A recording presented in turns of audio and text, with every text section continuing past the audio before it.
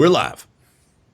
Hello, and welcome to the 35th episode of the Destiny Community Podcast, brought to you by Blue Microphones. This week, we have this returning guests? These returning guests? Well, No, I think they've been here before. Once. Close enough. We've had them on at some point with this group of people There you go. before. They having are- them on again. It's maybe under a new name now. First We got time Luckyy on and PCP, Buttwipe. though.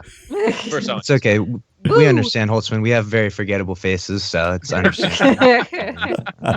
You know what? When we were talking about guests to have on our show once we split off from Planet Destiny, you guys were at the top of the list. It was awesome. It was awesome to make that split and have so many friends from the community want to be part of the show, and you know, it's been a great opportunity. But you guys have seen some like amazing growth. So for those people out there who don't know who you are, like if they're under a rock and they don't know who Luckyy and Buttwipe are, what's your elevator pitch? Who are you guys? What do you do? What do you do? Do you mow lawns? Do you come on, tell us about yourself. We are the best Trials players ever, undefeated. But no. 9,000 ELO. Seriously. We've only let you win because, we know you're doing a carry and we'll leave at the end of the round. Okay. Still counts. I know. No, we know that you're backing out when you're up 4-0 because you're scared of the comeback. Exactly. Oh yeah. Scared of the tales of the comeback. Now, do you guys end up playing against each other often? I've never played them. I don't know what you're talking about. Never happened. Never happened. Well, Never don't happened. lie. Bump into each other Okay. every once in a while. Okay, like for about 2 years, we over a 2-year period, we maybe faced you guys once or twice, Watts and I on our Friday trial streams. Yeah. And then ever since I moved out here, now that the majority of our fire team is West Coast, it's been like a weekly thing that we always see you guys. It's like, oh, Yeah. look who it is. Probably like once a week we'll see you. Yeah, Yeah. So you guys, They're in. You guys are in Oregon, right? Yeah. We are. Yeah, and they're in Right. Washington, so it makes a lot of sense. West Coast Yeah. connection right there. Yeah. It's pretty close. Yep. so Absolutely. you're Destiny streamers and you do PvP mainly, but does that mean you just don't do PvE at all?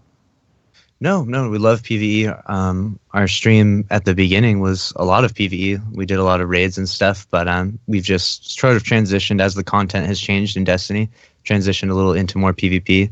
It's kind of where our roots were. Like we played PvP mostly before Destiny. We played Call of Duty pretty much exclusively, and so Nice. naturally really like the PvP aspect of Destiny as well. And we did you? Okay. We actually do play a lot of PvE. We were trying to do 2-man through all the raids, and currently we're at Oryx checkpoint, just challenge mode Oryx. Nice. Mhm. Oh, that's awesome. So yeah, we So do are- a fair amount of PvE. Did you guys start with Destiny, or you mentioned Call of Duty?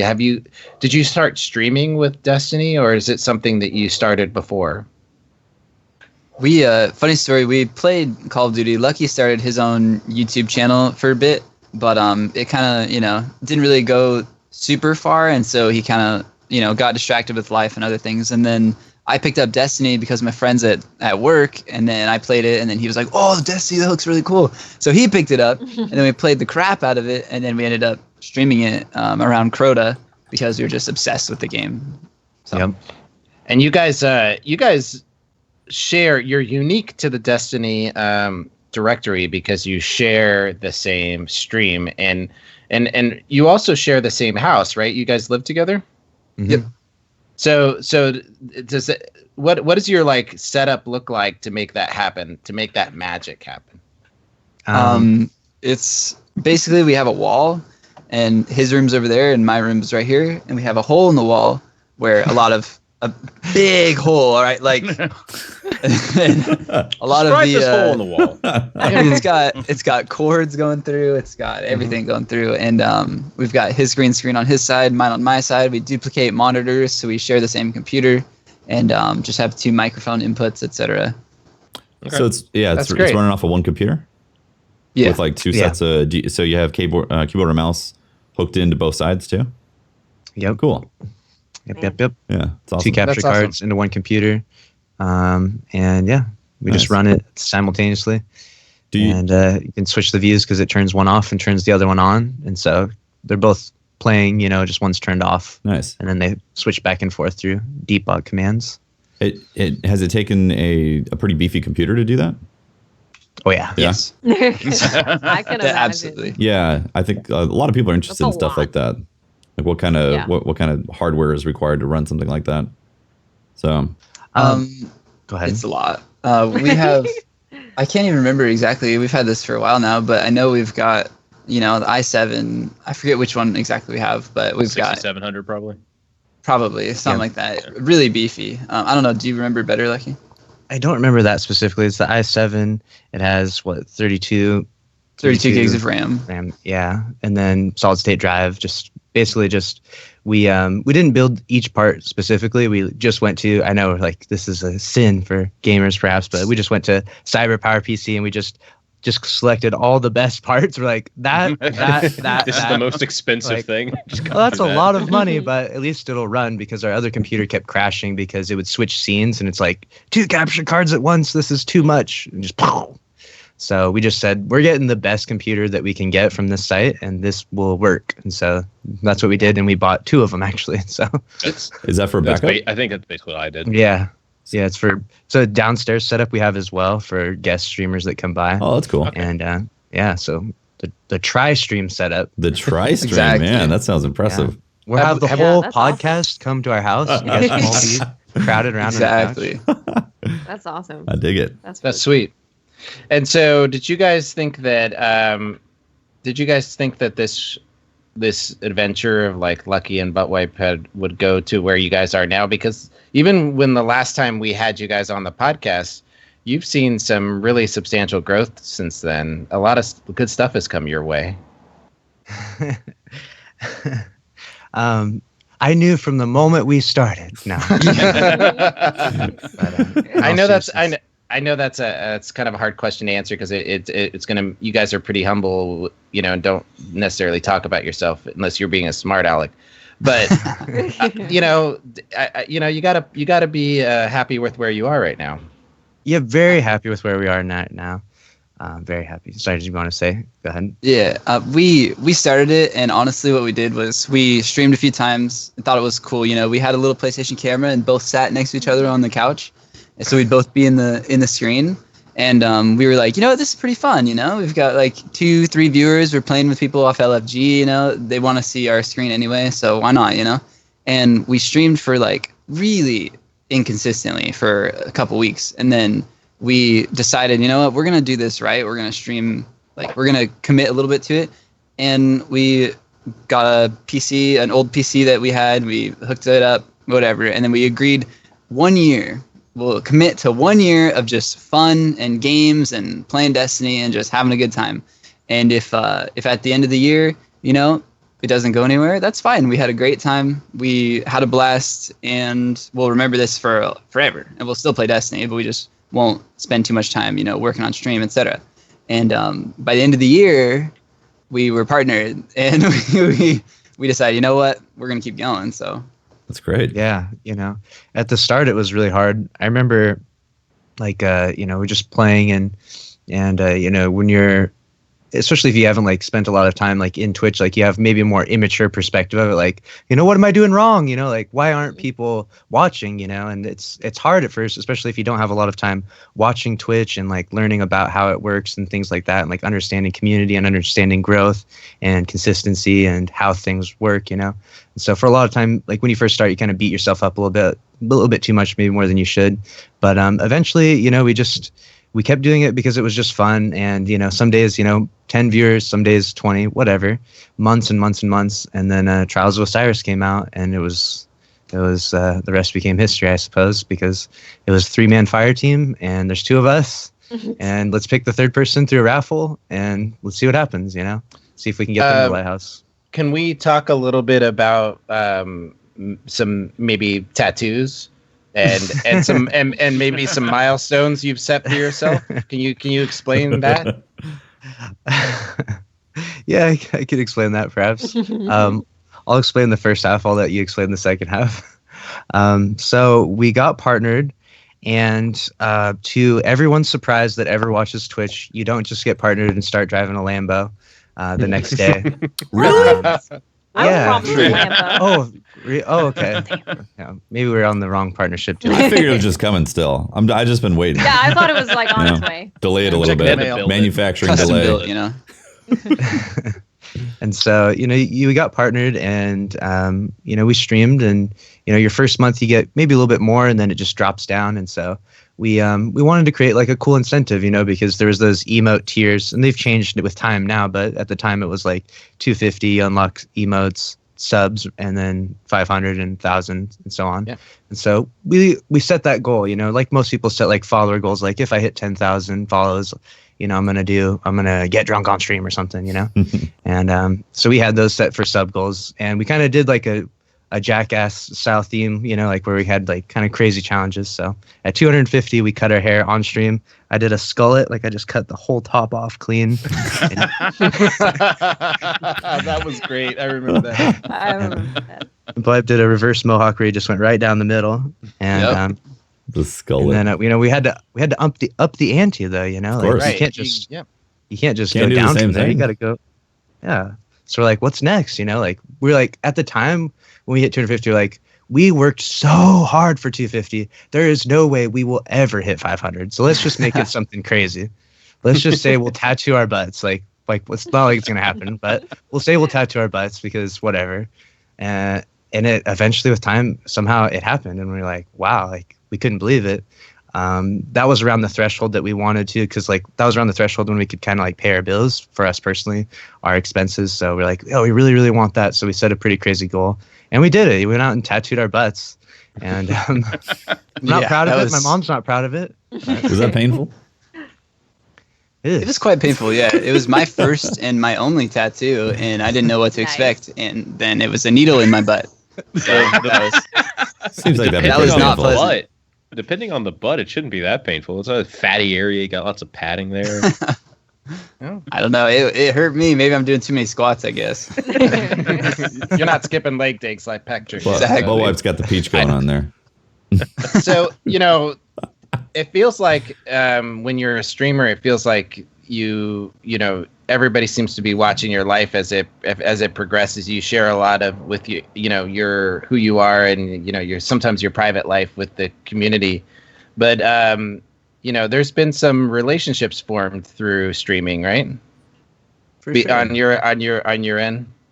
Yeah, for sure. I met my current fiance. I actually just got off stream one day and started browsing around through Destiny directory, and I was like, oh, hey, cool. Like I browsed a variety of different channels.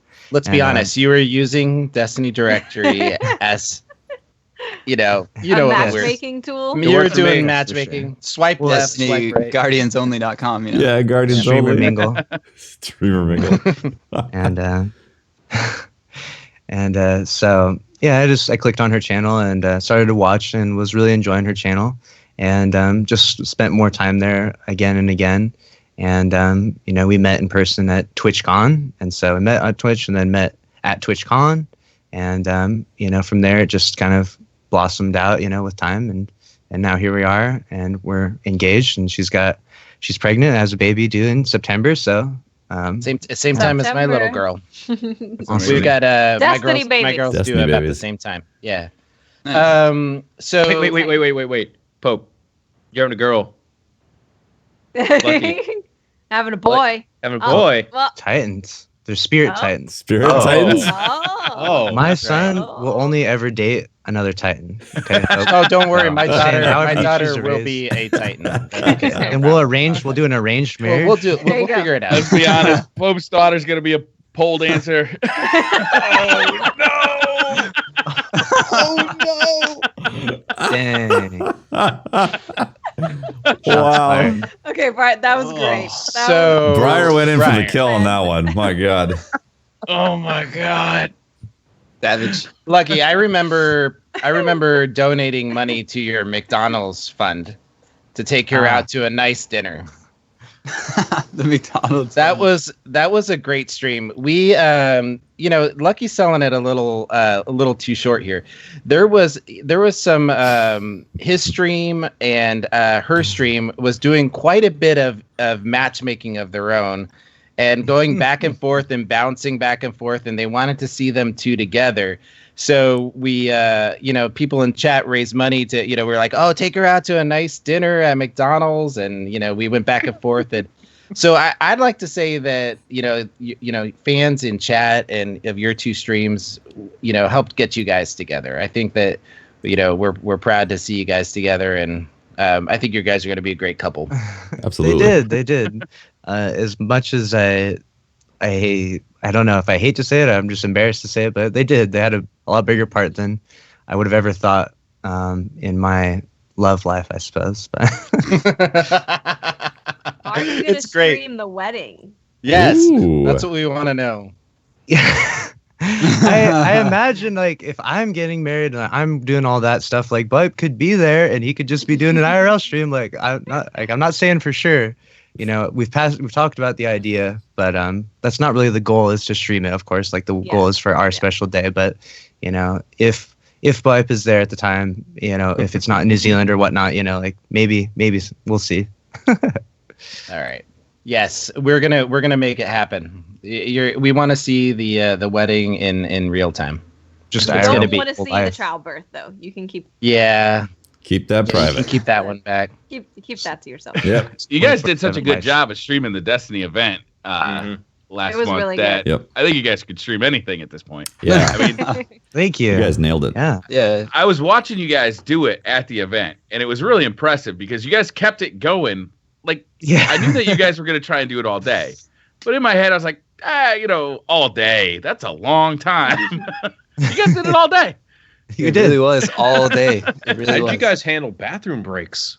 Like, you can't take it into the bathroom with you. Just hold it, man. Maybe they did. Just blur it out. What was that like? What was that blur like filter. planning and setting up? I mean, that was a pretty impressive feat, and then you guys pulled it off very, very well. In fact, I went back and I watched it, and it was really entertaining as well. It was a lot of fun. So how'd you guys figure that out? Like, get the idea and then figure out, like, yeah, we can actually do this. Like, how'd that go? Well, I bought a lot of the equipment because, like, we kind of saw his interesting inspiration, I suppose, is Ice Poseidon streams, his IRL experiences. And I'm definitely not trying to do all the crazy stuff he's doing, but I kind of like and appreciate what he's up to and, like, the excitingness and interesting things he does. So I thought to set up a good IRL stream, and we both talked about it a lot, of course, not just me, but we talked about, like, when we're away at the conventions, we're having a lot of fun. Like, it would actually be really cool if we could just stream this, we would have done it prior to all the other conventions, the original TwitchCon and all the others, but there just wasn't an IRL category at the time. So as soon as IRL was opened, it was just like, oh, perfect, And what kind of numbers did you see? You saw some pretty high traffic that day, right? We got some really good numbers on our own. We ended up getting like up to 1,800 or 2,000 viewers watching the Destiny 2 reveal. We got similar numbers the night before doing a Hollywood IRL stream where we just walked around Hollywood Boulevard.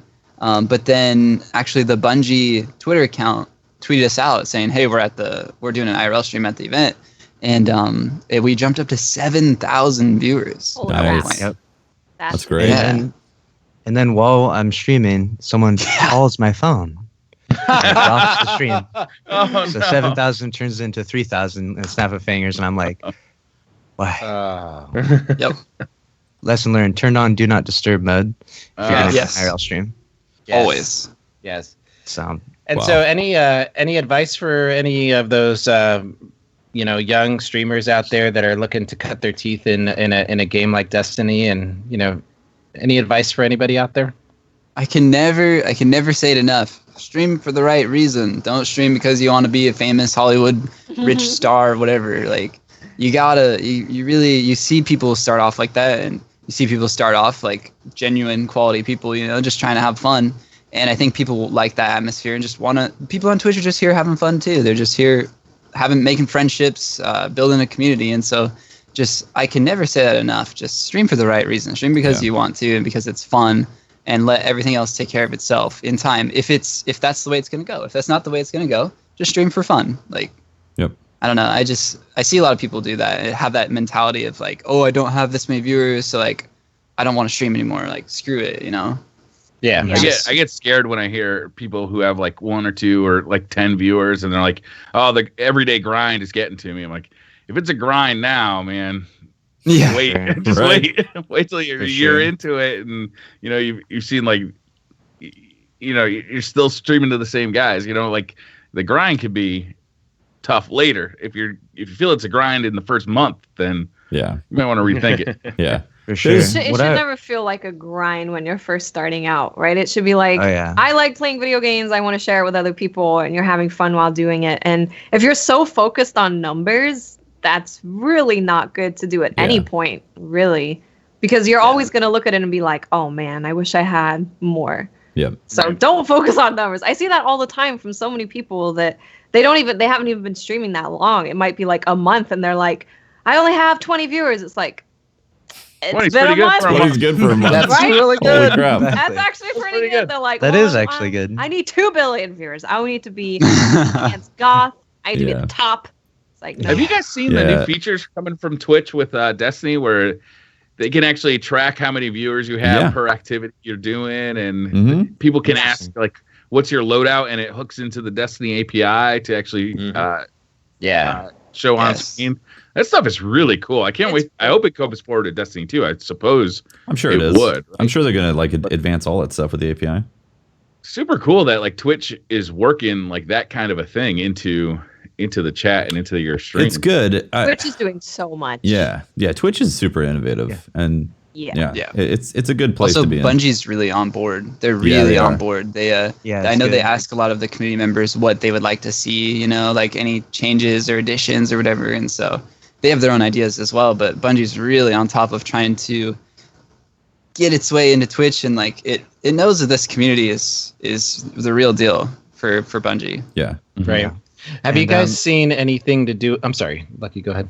Oh, I was just gonna say, like a little along with the new viewers and like new people starting off, like trying to do streaming. I always like tell them like the 3 principles. This is something that I actually learned from Summit 1G, and it's like there's 3 types of streamers. All streams can be broken down into 3 categories, and the first one is high like skilled gameplay. You know, you're amazingly talented at the game. The second one is you're very, very funny, and the third one is you're incredibly interactive with your chat. And you know, it's important to focus on the ones that you are good at, you know, and when you're first starting off streaming, you know, if you're so let's say a good example, you're 0.3 KD, you know, like you're not trying to focus on the gameplay, you're trying to focus on maybe being really funny or being really interactive with the chat. Like focus on what you're good at when you're starting off, and try to highlight those things, because you'll find a lot more success in that than you will trying to be what you're not. Like if you're not this, you're not that, then trying to just make yourself do something that you don't naturally do. Yeah. And if you don't know what you are, the best thing you could possibly do is just shut the fuck up and stream. Just start. Like, Just do it. Do it.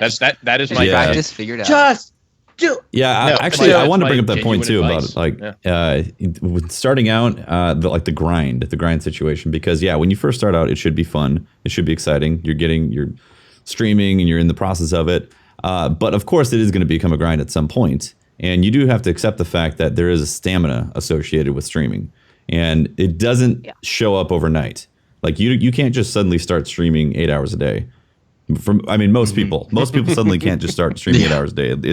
It's an acquired stamina ability. Usually it's like a couple hours, and you find yourself you can go and get a little bit more and more at it. But if during those times you're trying to get your stamina, you're finding that you're not having fun, then you really do have to reevaluate your reasons for streaming, because For sure. it has to be that you just enjoy the process of what you're doing. And streaming is not for everyone, right? It Yeah. can be really draining to sit in front of a camera, and obviously, even if you don't have that many viewers, you still want to be talking, because you don't want someone to come into the stream and be like, I can't tell this person's personality. What's going on? Because they're just quiet. I don't know what's happening. So even if there's not many people there and you're just starting out, you still want to be at your most entertaining self. You don't want to be there, sat there just like stuffing your face with potato chips and not talking to anybody, because they're going to be like, what the hell is going on?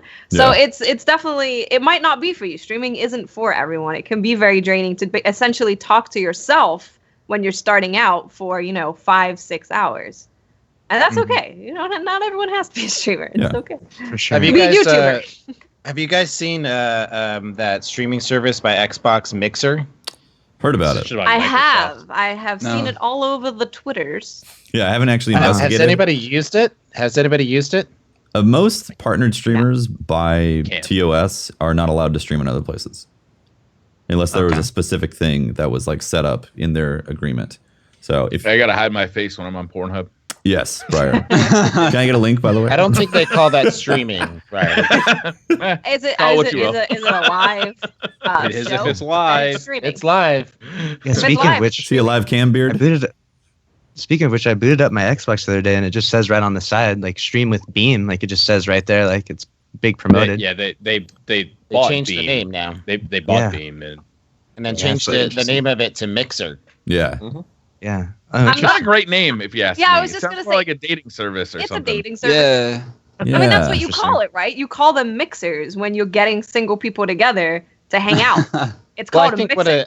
I think one of the core elements of it is that you can mix up and stream multiple streams. It's like basically if Twitch added, which I'm sure they're going to do, but Twitch added the features that multi-streams have now, that you have third-party multi-streams. Yeah. Mm-hmm. If Twitch added those, they would just basically take all of what Mixer is doing right now and apply it to their platform. And I'm sure they're already working on it. Wait, what exactly is Mixer doing that's different?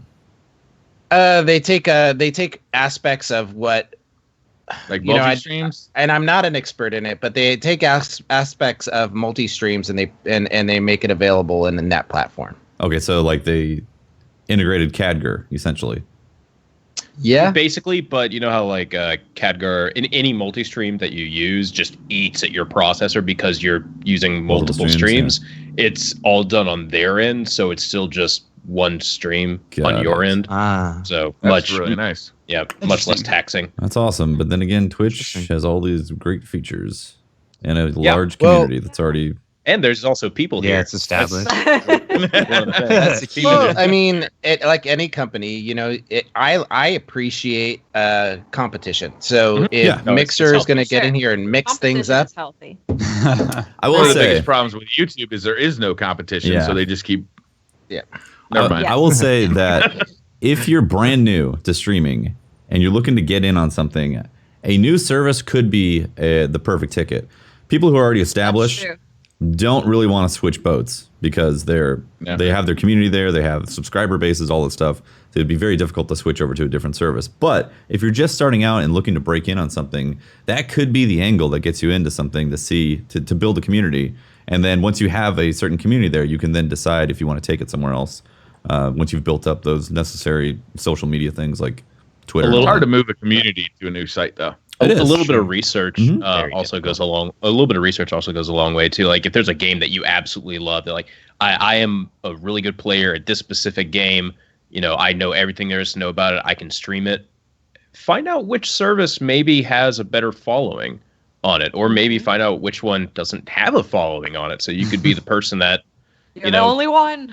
you're the only one on there, because like Yeah. Destiny isn't that big on YouTube gaming, which is why Mesa Sean just he streams on kills there. it. He kills it on YouTube YouTube. gaming. Yeah. And Yeah. it's mainly because his large following, it comes from YouTube, and so they have their notifications turned on, and so when he jumps in and streams live on YouTube, it notifies everybody, and his process for uploading those live streams to his YouTube channel makes it very efficient. So he's doing a good thing over there. I like what he's doing. Yeah, my friend, I had a local friend, maybe my one IRL friend, and he started streaming. Sorry, he but sta- oh, minus You get what? He just exists in his room over there. There's a wall. Exactly. There's There's a a wall. And so he started streaming a game. It's called Escape from Tarkov. Not many people have heard of it, but you have to sign like an NDA to be able to stream it on Twitch. Huh. And so he's just like one of the few that streams it at all because he has a connection with the company. And so his stream, and like he got partnered in like 7 weeks because Wow. of it. Yeah, just he started streaming. 7 weeks later, he's partnered because not very many people were able to do that. So that you have a good idea there, Teft. Which like you just you find a certain niche. Like I've never heard of Escape from Tarkov. I maybe most people haven't either because it's going to be really far down there on the Twitch directory because not many people are streaming it, and it's a new game. But he has that certain niche, and so because of his connections, he was able to get partnered fast and able to build a community fast. That's great. So that is honestly the number one thing about streaming: community. 100%. It's all about community first. Yeah. For sure. And you guys say that, but like so I watch Twitch channels now. I don't do anything ever since we left Planet Destiny, and I no longer do any part of that. I just enjoy watching Twitch streams now. I could probably rattle off a couple things that I feel make me feel part of those communities. Like when I join Luckyy and Buttwipe stream, I feel welcomed even though I'm not there all the time. But what are some of those things that you guys do as streamers that make people feel part of that, feel welcomed and part of a community? I mean, just actually taking the time to get to know someone, like someone comes in and they put a sad face, like, hey, what's got you upset, like, and they'll tell you, they'll be like, hey, just my wife divorced me or something, and like you actually spend time getting to know someone, like it's hard, like people will open up to you, if you actually they do really will. And you can actually like some people we know like a lot of their real life stuff, and we have a personal connection with them, and yeah, I feel like that's one route of doing it. At least that's what I've seen in our channel. Mm-hmm. Okay. Yeah, we've done a lot of things like we recognize people's names even if we don't ask them, how are they doing, etc. We try, and there's 2 of us on one channel, so there's twice as many eyes looking at chat, and so we're able to, he's dead in trials and I'm still running around trying to clutch, right? Well, he can read the chat and he can see all these names and stuff, and he's just hanging out talking to them, and we're just here to have a good time. Sometimes we'll do call outs, sometimes we won't. So whatever, we'll lose a couple games because of that, but it's fine. We're having a good time with our friends, right? And so like just recognizing these names, like I recognize tons of names in this chat right here, and I'm just like, wow, like I can't believe you guys are here. That's awesome. Our community is coming with us, hanging out. And so it's just like, it's really cool to see, just to recognize those names, and like, you recognize a lot of names after a while. You really do. Mm-hmm. Yeah. Who's this Nkooch guy? I don't know. Nkooch out. Not sure. He jumped into the stream and he's check mark on all his followers. I guess he rated us. Thanks for the raid, whoever this guy is. So that's awesome. I mean, I feel like you guys all every one of you does a really good job. When you jump in and you're talking to chat, there's conversations going on. They're not necessarily, there's like a family within that. They're people talking to each other. They're not necessarily just simply asking the streamer, questions. They're talking to each other, and the mods are always helping, and it's mods are fun. Are really important, I think, to the community. For sure. Because when you select your mods, you're kind of selecting the tone of your community, right? Yep. Yeah. Like, if you got a mod that's being an asshole, then everybody that comes in the chat is going to think that's okay to be. Yeah. Mm-hmm. But if you got mods that, like kind of, watch out for other people's feelings, then the chat is going to realize that and know that that's what's expected in that chat. Yeah. Right. For sure. Mods are like a staple of what your community is supposed to be. They're a representation of you. So if they're just like being an ass the entire time, then your chat will probably be a little bit more toxic. Whereas if it's super welcoming, it's super friendly, then that's generally how everyone will be in the chat. Because I know I'll be playing and I'll look over and see a whole conversation happening in my chat. I have no idea what's going on. They're just like, happening in chat. I'm like, what are you guys talking about? You're like, wait a second, let me in on this. Yeah, I'm like, hello, what can I get in? So we talked a little bit about the Destiny 2 reveal stream and how well you guys did there, and being a part of that, but we didn't get to talk about your reactions to it. What are you excited about Destiny 2 wise from your perspective? I'm not gonna lie, I'm excited to stop whiffing so many Fists of Havocs, and if I do whiff, just run around and clobber people, like that's pretty cool. Yeah. With one, you got 7 more. It's fine. Yeah, Exactly. it's fine. Balance. I really enjoyed how the shoulder charge kind of got added to that super. Mm-hmm. Yes, it It's did. going to make it real mobile and real fun to use. Yeah. I'm really looking forward to that. Absolutely. I'm not gonna lie, shoulder charge is the reason I switched from Hunter to Titan. I thought shoulder charge was the coolest thing ever, and so I switched over to Titan. Never looked back since, but Absolutely. it's really satisfying. There's something special about shoulder charging someone, and to see that in the super, so I get a shoulder charge even more. I'm just Special's a kind word for it. For sure. My favorite like- is when you run it up behind somebody and they turn around and look at you just as their knee is approaching their face. especially if they're in their hammers or their storm, and then they just get the greaves on them. Oh, That's good I, stuff, man. What I was most excited for was an argument that I had been talking about a long time, and while we were playing the game, just a fair complaint, I suppose. But you spawn in rounds 2 and beyond for trials, and it's like you're so limited if you're using an actual shotgun. It's like you have no special, you have no heavy. You're just running around with one weapon, so you're subjective to that ranged weapon. If you have a Mida and someone gets in your face, and they happen to have an Ice Luna, you're screwed. And so that is a really big problem, in my opinion, because having that balance of being able to long range, medium range, and have a selection, have a variety is really essential in PvP gameplay. Yeah. So basically what they did is just, is make 2 primary slots in a lot of ways. And so I think that's perfect. The instant I saw that, I was like, oh, yes. Yeah. Yes. Yeah. This is good. I don't know. I've been thinking about that change right there, and it's like the one complaint that I see is like, oh, this is a change that feels like it's geared towards PvP, but it's gonna severely dumb down the overall play of PvE. Kind of. But we don't know that though. We don't know that, but just the one thing that we saw, it's like, well, only using primaries in PvE, that sounds a little boring for the most part. You're the type of guy Stay that in one likes Black spot, Hammer sniping a and boss Galhorn. for 10 minutes. What was that? You're the type of guy to bring a Black Hammer and a Galhorn to the strike. Need both. Icebreaker only. And I would argue that what's more boring than hitting a guy with a primary is standing in one spot hitting a guy with a sniper rifle for 10 minutes. Yeah. I But think we don't know how PvE has been created, exactly. right? Like it's a game that's been created around that system, so I'm sure it's going to be, good for that system. And also, like, I was finding the power ammo pretty frequently. Yeah, I know that wasn't everyone's experience. Yeah, that wasn't my experience. It I was got 2 most bricks. people's experience. I got 2 bricks over that. 2 bricks, really? So I was like, I could use sniper or rocket launch whenever I want. So yeah, I got it pretty often as well. Yeah. yeah. Okay. I think Patrick's just unlucky. Yeah, unlucky. My drop. Yeah, I think we have to see how they're going to design these encounters. Like, they're going to design a raid with this in mind, that we have 2 primaries and a power weapon.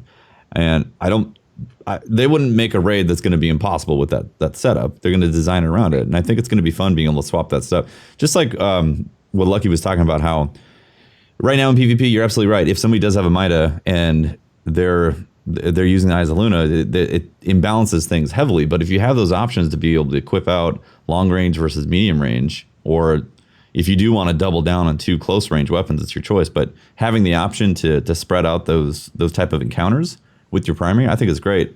Also, I love using primaries. I love having the Fatebringer in the OG days was one of my favorite weapons because of the satisfaction of using it. So if we have lots of different weapons that we can equip in that sense that are satisfying to use, I think it should be fun.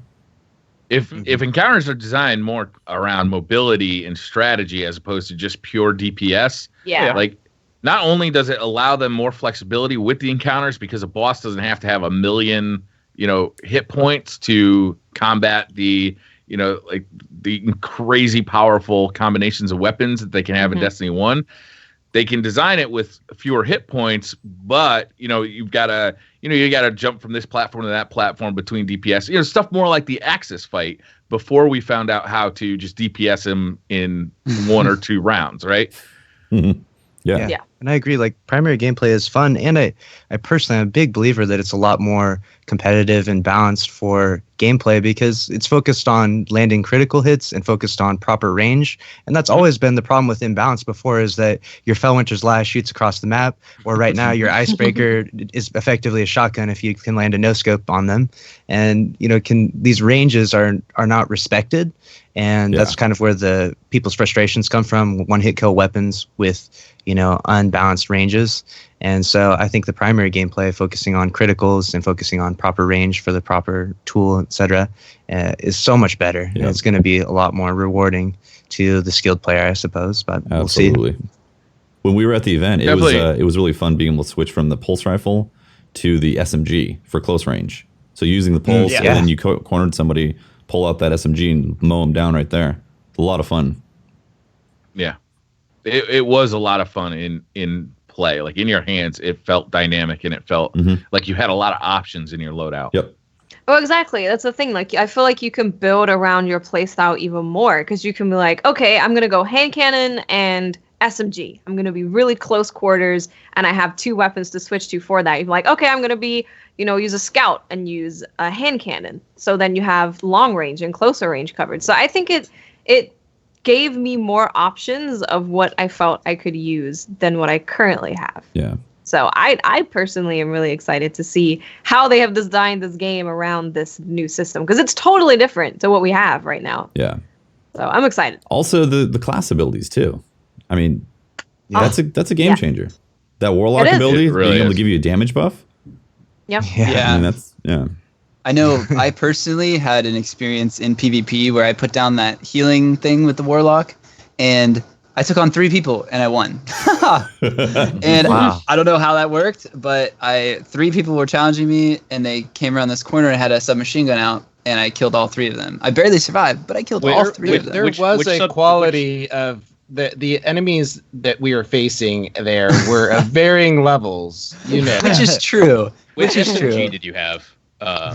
It was not the exotic one. It was one of them. I don't remember which one, but the really good. we played with a decent group. We played with our podcast team against, and we were trying to match up against the Crucible Radio guys on the other side and play a quick scrim, and it matched us up with somebody else. And it was there was varying levels of people playing. So one thing that we saw happening was those buffs of the weapons and the blessings and matching up, stacking on top of each other and just being a lethal combo. Yeah. The thing about that shield regenerator or the health pool is it was constantly doing it. If you're in it, it's constantly healing you. So as you're taking damage, you're still getting a health. I wonder if that's going to stay like that or if it's potentially going to get a nerf. Well, I don't know because I'm sure a lot of people are worried that it's overpowered, but I think it's something you can play around pretty easily once you actually get in there and get used to it because it's kind of a small pool. It's not like a giant area, so you can just like stand behind a wall, wait for it to disappear, and then go. And they're very much they're very much tethered to that location. Yeah. If you know it's dropped there. Okay, so don't get in that line of sight. Yeah, they're going to be able to regenerate their health and everything, but if you're challenging into an area where it's the equivalent of challenging like a Titan that's in a weapons of light bubble right now. Yeah. You're just like, I'm just not gonna do that. I'm just gonna walk away. I'm just gonna walk away. Well, until they put that armor bubble on the overtime, then you're going in that bubble. Whether then you're going in the bubble, yeah. Oh, then you can just toss a grenade onto it because that's where they'll be. That's true. Yeah, you can kind of like lock down the area that they're in because they're putting themselves in that specific area. So I'm like, okay, I'm just gonna throw like an AoE grenade on your healing pool. Speaking of trials and that thing being locked down at the end, would you guys like to see Countdown? Wait, was it Countdown? Countdown. Yeah, it was Countdown. I believe it's Countdown. I immediately thought of Halo Reach for a second. Sorry. Would you like to see that as the trials experience for Destiny 2? That type of game mode? Yeah, that'd be awesome. I'm hoping for it. Crossing my fingers. Yeah. I suppose like they probably don't want it. Maybe they'll just take that game mode over into trials, but maybe there'll be a trials like version will be a little more hardcore where you just have none of those revive tokens or something. Who knows? But yeah, I really like that style game mode, and those were a lot of fun to play. Yeah. Yep. Yeah. One thing I think they could do with that is because everything is 4v4, they have the option of making it like a rotating game mode. Because like now everything is 4v4. It's True. not like 3v3, 6v6, everything's 4v4. So I don't know what they're going to do with it, but I think that making it 4v4 really opened up the options for what trials can be. Would you like to see it rotating like weekly, or rotating per match, or rotating All like of it? 3 different types of games in one match? I don't know. All of the above at different times. One don't week know. it's like just countdown. Next week it's everything. I don't know if it's the popular opinion, but I really like the 1 map per week strat that they've got going on with trials. Like sometimes they'll have the rotating maps, but me personally, I love the 1 map for 1 weekend. You know, same game mode, same everything, yada yada. Just the same. You're doing the same thing, just against a different team every time, because you really get to develop a quote unquote perfect strategy. You know, you get to find out what guns exactly you like for this map, what ranges you like to be at. You know, you really figure out the map, you figure out that game mode and how you want to play for that, you know.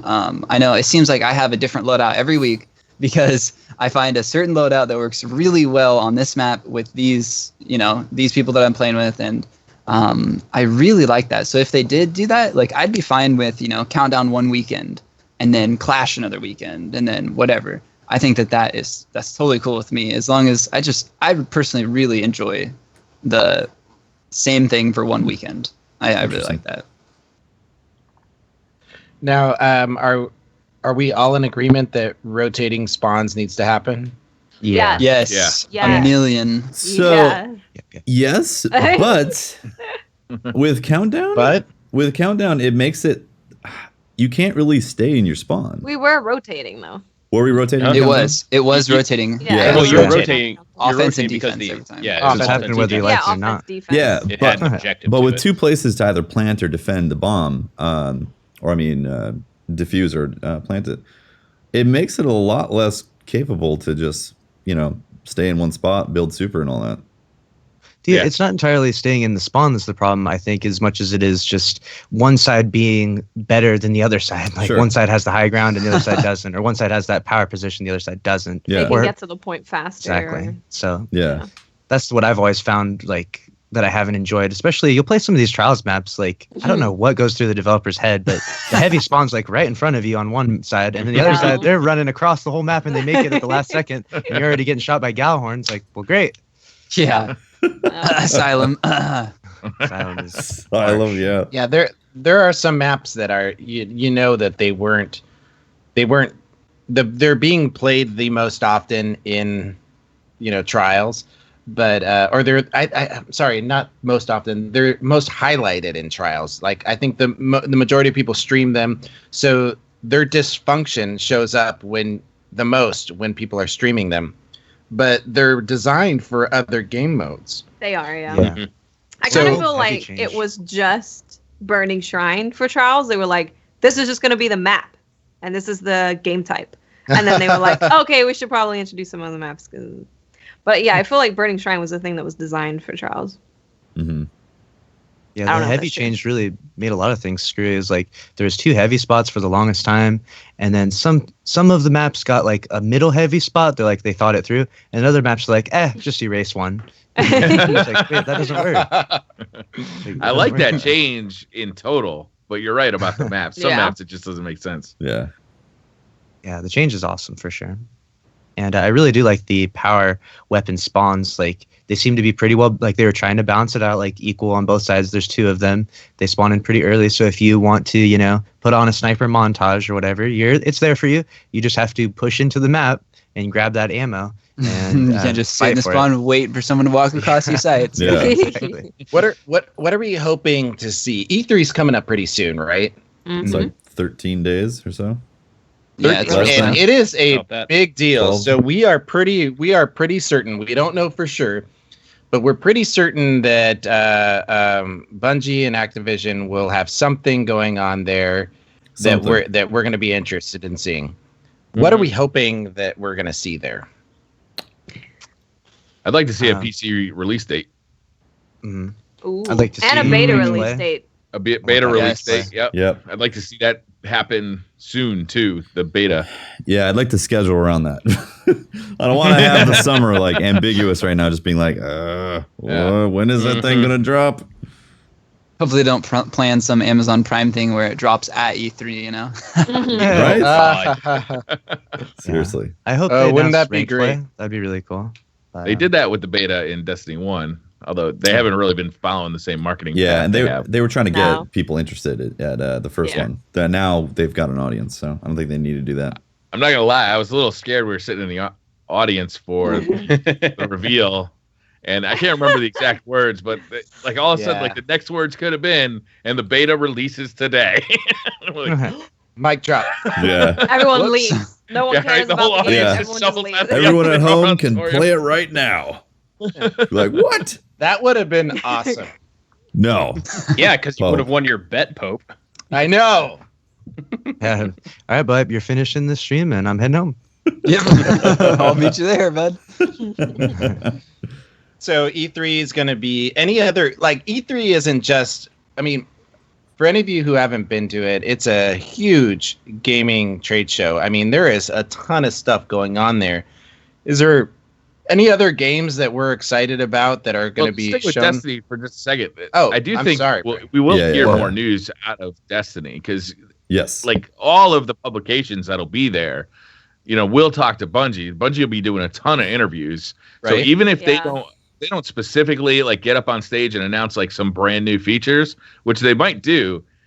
I would expect that we'll hear some news of stuff that we haven't heard about before, or more elaboration on stuff we have heard about before through interviews, whether that be on IGN or GameStop or Right. wherever.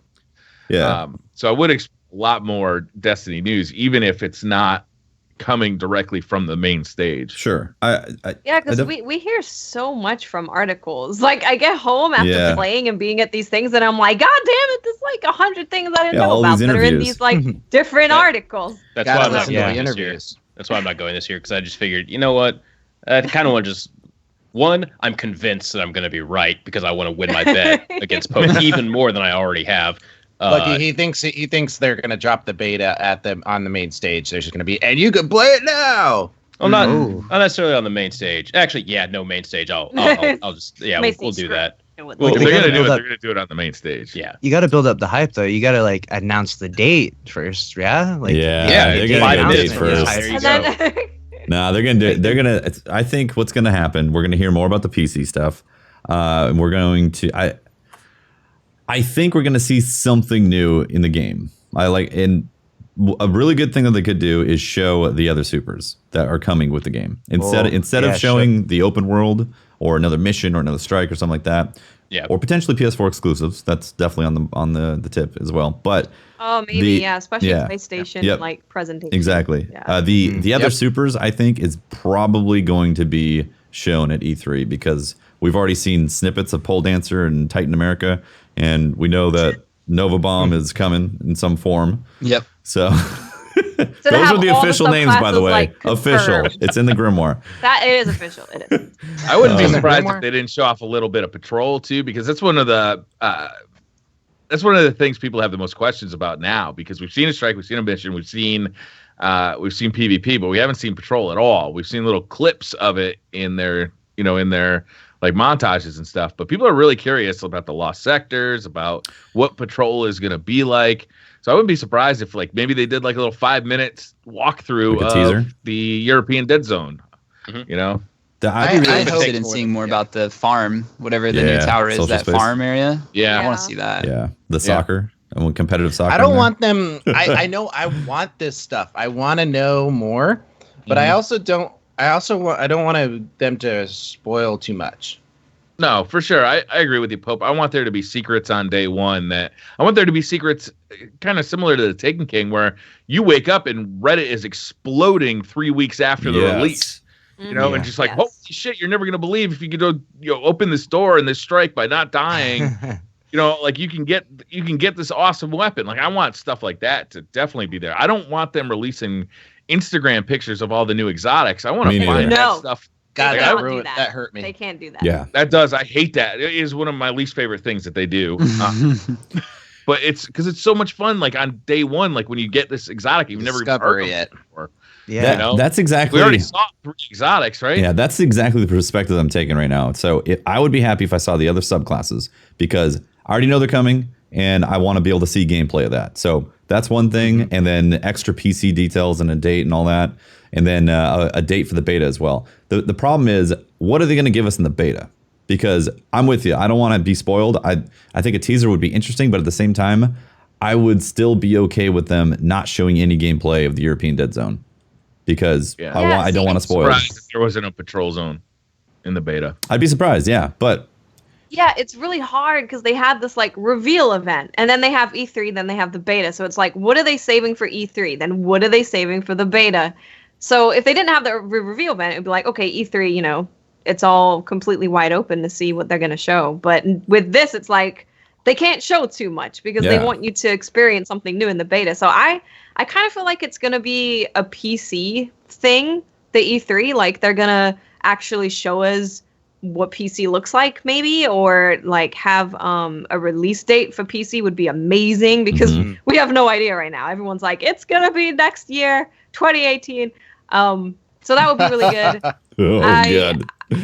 And like you said, PlayStation exclusives I think would make a lot of sense because it will be on the PlayStation stage. So maybe that's what we'll see. I don't know if they're going to show us too much new stuff from the game. They have mentioned that they're changing the way that matchmaking works and the way you load into strikes and stuff. It's I believe it's gonna work more like the Division, where you walk up to an area and then you kind of bring up a sub menu and load into a strike straight from a patrol instead of like going to orbit and then going back down into a strike or a mission. So if they do show patrol, I think they'd want to show that part of it off, you know, and how much different that is from Destiny 1. Because that's a major pain point for Destiny players. I could see them doing it in, like I said, like a 5-minute teaser, or maybe Watt said it, like a 5-minute teaser video of that happening, but not allow anybody to capture footage of it. You really don't want Patrol to be shown off or in the beta? I mean, I want to play the damn game right now, front to back. But I do, for sure. But I would, I don't want to show up September and then be like, I played this already. Yeah. Well, I think we're gonna be, and I'm gonna be that guy peeing on your fire right now. Pee all over it. It's fine. All right. Well, you don't do that. It smells. No, I'm gonna do it. I'm gonna do it right now. So I think that we're not gonna get on the campfire. Yeah, bro. Too many cervezas. I think we're gonna get the same build, maybe even the same build at E3 that we saw at the reveal event, and really nothing more. Yeah. I think they spent a lot of time on that. That's a fair bet, because the build, like for Taken King, the build that was played at E3 was the same one at the Red Bull event, was the same one at like Gamescom. They make one thing that they know is going to work. It's not going to mess up at all. It's going to, promote the game and, show some stuff to get people hyped. I imagine that with the reveal event and E3 being so close together, that they're going to be the same. Like that's a pretty simple leap of logic to make. There's got to be some little catch though. There's got to be a catch to it. There's got to be something new. There's always going to be something. Here's the thing. They're not going to go to E3 without that something. Well, and also here's the thing. The beta's around the corner. Like, it doesn't make sense to put the beta in August because it's too close to the release. July is perfect, and July is essentially a month away. So it would make sense for them to show off some of the beta stuff, essentially. So people go in there, get to play part of the beta, essentially, even though they don't call it the beta. And then that build essentially gets released to the public for netcode testing. Yeah. No, I feel like the main point of the beta isn't it's to get people hyped for one thing, but also does our netcode work? Does this new system that we have thought up actually work? And then that's true. And then give them plenty of time to actually run diagnostics, implement some sort of new thing. Maybe even have like 2 betas. Well, never know. What I'm saying though is that what we played there at the event is not beta quality. Oh no. Like, No, we need to be able to see like our inventory and stuff is what we can't just have like this empty shell of a thing. We can't inspect anything. So it definitely needs to be. And that's what I'm saying. more. That's what I'm saying. There's It's got to not be beta another quality build. There's got to be another compared build. to what it was, right, Tefty? But it would whet people's appetites. It would test the servers, and it would leave the mystery until we landed on day one. Well, there's a lot of it cut out, though. You know, there's a lot cut out. There's no inventory management. There's no inventory? Okay, so imagine There's no character you had your creation. inventory management. Okay, imagine you had your inventory management, but you only had access to that mission, that strike, and that mode of PvP. And that's all you could play for 3 days of the beta. Could you make a character? No. Can I play? You could play PvP, could I'm select fine. from 3 pre-selected characters. All they want to do is leave you wanting to play it more. Did you want to play Destiny 2 more afterwards? Absolutely, of course. But They win that it, right. build didn't drop any weapons when you were killing things out in the field, and you didn't get any loot afterwards. True. Yeah. You know what? But None of us how tested. hyped would you be like on day one of Destiny when you landed into a patrol zone for the first time? You'd never seen it before. Absolutely, Briar. You had played Of course, I'd be flipping out. similar to the first beta. You hadn't played a quarter of the game like we did in Destiny 1's beta. Yeah. That's it. I'm going dark. I'm not going to play the beta. No. Yeah, I just realized one thing that no one tested at the reveal event was like, could we leave the strike area? I'm wondering if we could have like left the strike area and gone Just turn around exploring and on run. Estes. Yeah, just like I don't think anyone actually like Flee! Screw the Don't let him objective. catch you. Yeah. They had us kind of on timers, so Yeah. even if you wouldn't be able to get far. Oh, I can get far in 25 minutes. And they were watching too. Well, they did take They're like, out excuse me. Titan skating. Turn around. Yeah. They'll grab your USB, smash it. They smash your controller in emergencies. We're live streaming. You can't stop this. You can't Can't stop the signal mall. Can't stop him. Well, so we want to talk about what else might be there, Briar? As far as games go, there is a rumored BioWare game that is supposedly a direct Destiny competitor coming out. What? Really? Yeah, I keep hearing Competition. this. People keep mentioning it to me. It's. What's We it don't know a called? name. We don't Oh, no have a name. name for it. We don't know exactly in what shape this thing is going to be, but more competition always a good thing. I would like to play a Destiny competitor. Absolutely. Yeah. I'll stop For by sure. and see. And See what's and I we've heard this before as well, right? You know, the Destiny killer. I didn't say Yeah. Destiny. I said You talking about the division? That's what I heard you The say. division Briar. just I heard it. I heard it. snuffed I it heard out. you Put say the this is division the- on us. I said Pyre is, I think it's going to be there at E3 from Supergiant Games. The release date actually got announced finally. I believe it's on like the 25th of July. So, Watts, Oh, that's really soon. Holy crap. you're coming over and you're gonna play. We're gonna do like a Yes. couch co-op stream. Okay. Dado will come over too. I don't own a couch yet, but I'll make sure. A reason to buy a Solve couch. that. Get one. Yeah. Yeah, A reason good to one. buy A a green couch. one. Yeah, I got Yeah, Borderlands. so it looks like we're Is he looking sitting on forward to air. Borderlands 3? I Oh, really yeah, hope I we feel hear like that something.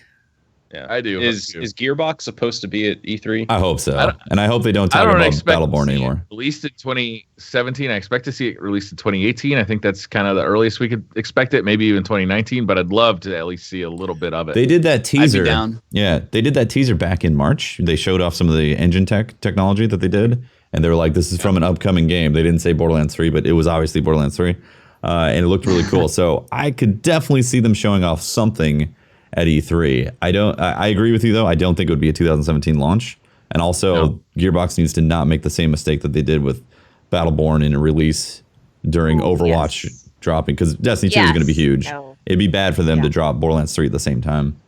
So Yeah. I think we're gonna get a smashing drop of God of War. oh yeah, God of War is going to be shown off, right? I didn't think that they could get me interested in a God of War again. But that trailer that they showed last E3 Yes. was It fantastic. was really good. Yeah. Is that game coming out this year or next year? They're supposed to announce it they're supposed to be announcing it at E3. The Yeah. release date? They're supposed to be announcing it at the 2017. Announcing what? God of War. God of War on the They already PS4. announced God of War. They No. talked about it The last release date. No, release date. the Yeah. release date. Okay, that's what I was asking. Interesting. So, Has anybody heard of The Last of Us? what's that? What Little game? I heard about the rumors of the second one, or what's going on with Yeah. that. That could be How possible. they They Really dropped expand they that dropped story. a little a teaser for it, right? Yeah, That was PlayStation yeah. experience. Well, right? Yes. Oh, that was PlayStation? It wasn't even a trailer. It was a teaser. It was like, Yeah. hey, it's coming. So Is it would be anything- really good to see. Yeah. I don't know if Anything they're about going to that be going there. to be at E3? I hope. No, but that would be really cool.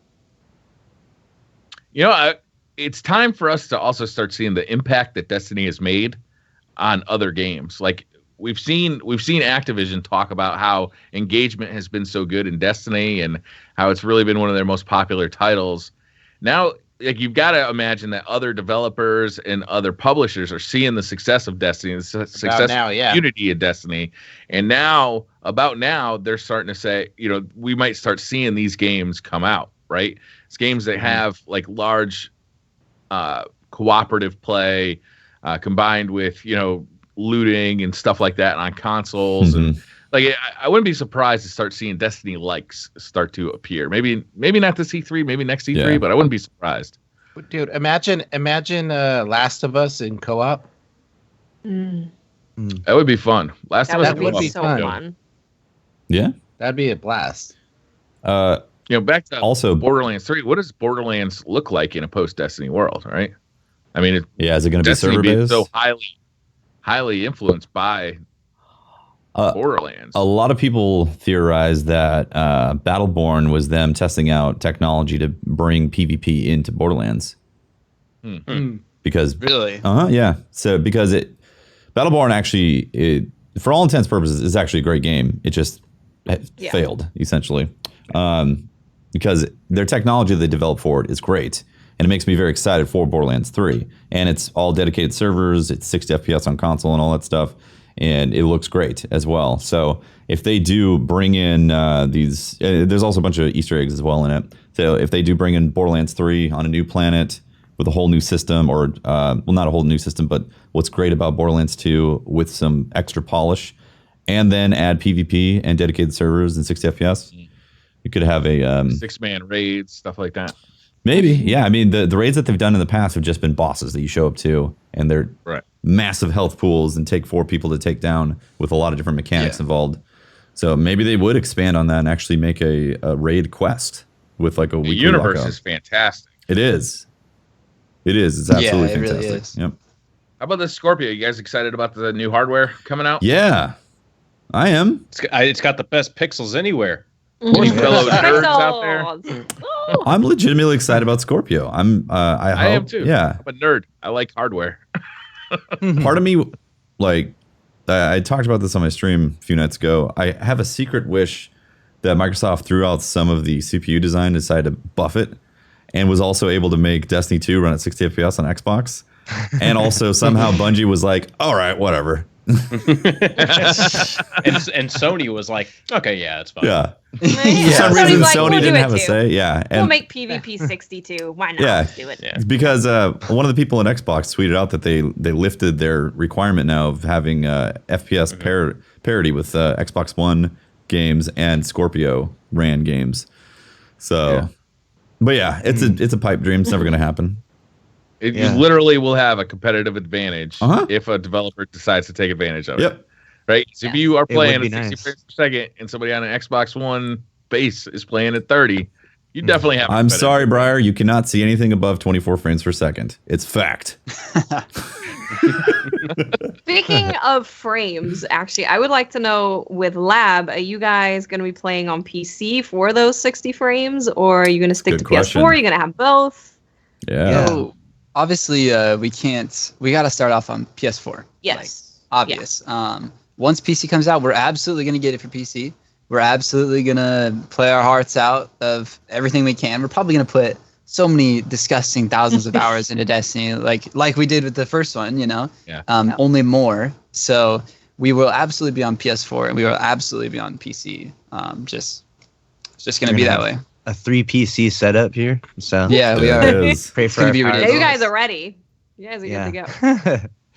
We got I'll have my stream PC. He has his stream PC, and then there's the actual PC that streams. So or the PC you play on. We each have one. So it'll be an intense setup. It'll be epic, you're gonna need to invest a lot of money in air conditioning, I think. Yeah. For sure. We're gonna need our own like power supply. We're gonna have to buy generators and everything, man. Well, we're buying stock right here in this gamer grip here. You know, need to just lather this stuff up on us. All over your body. Just put it up. It helps me keep my pasty complexion. I really like it. Yeah. Patrick, you want to tell us about something you like?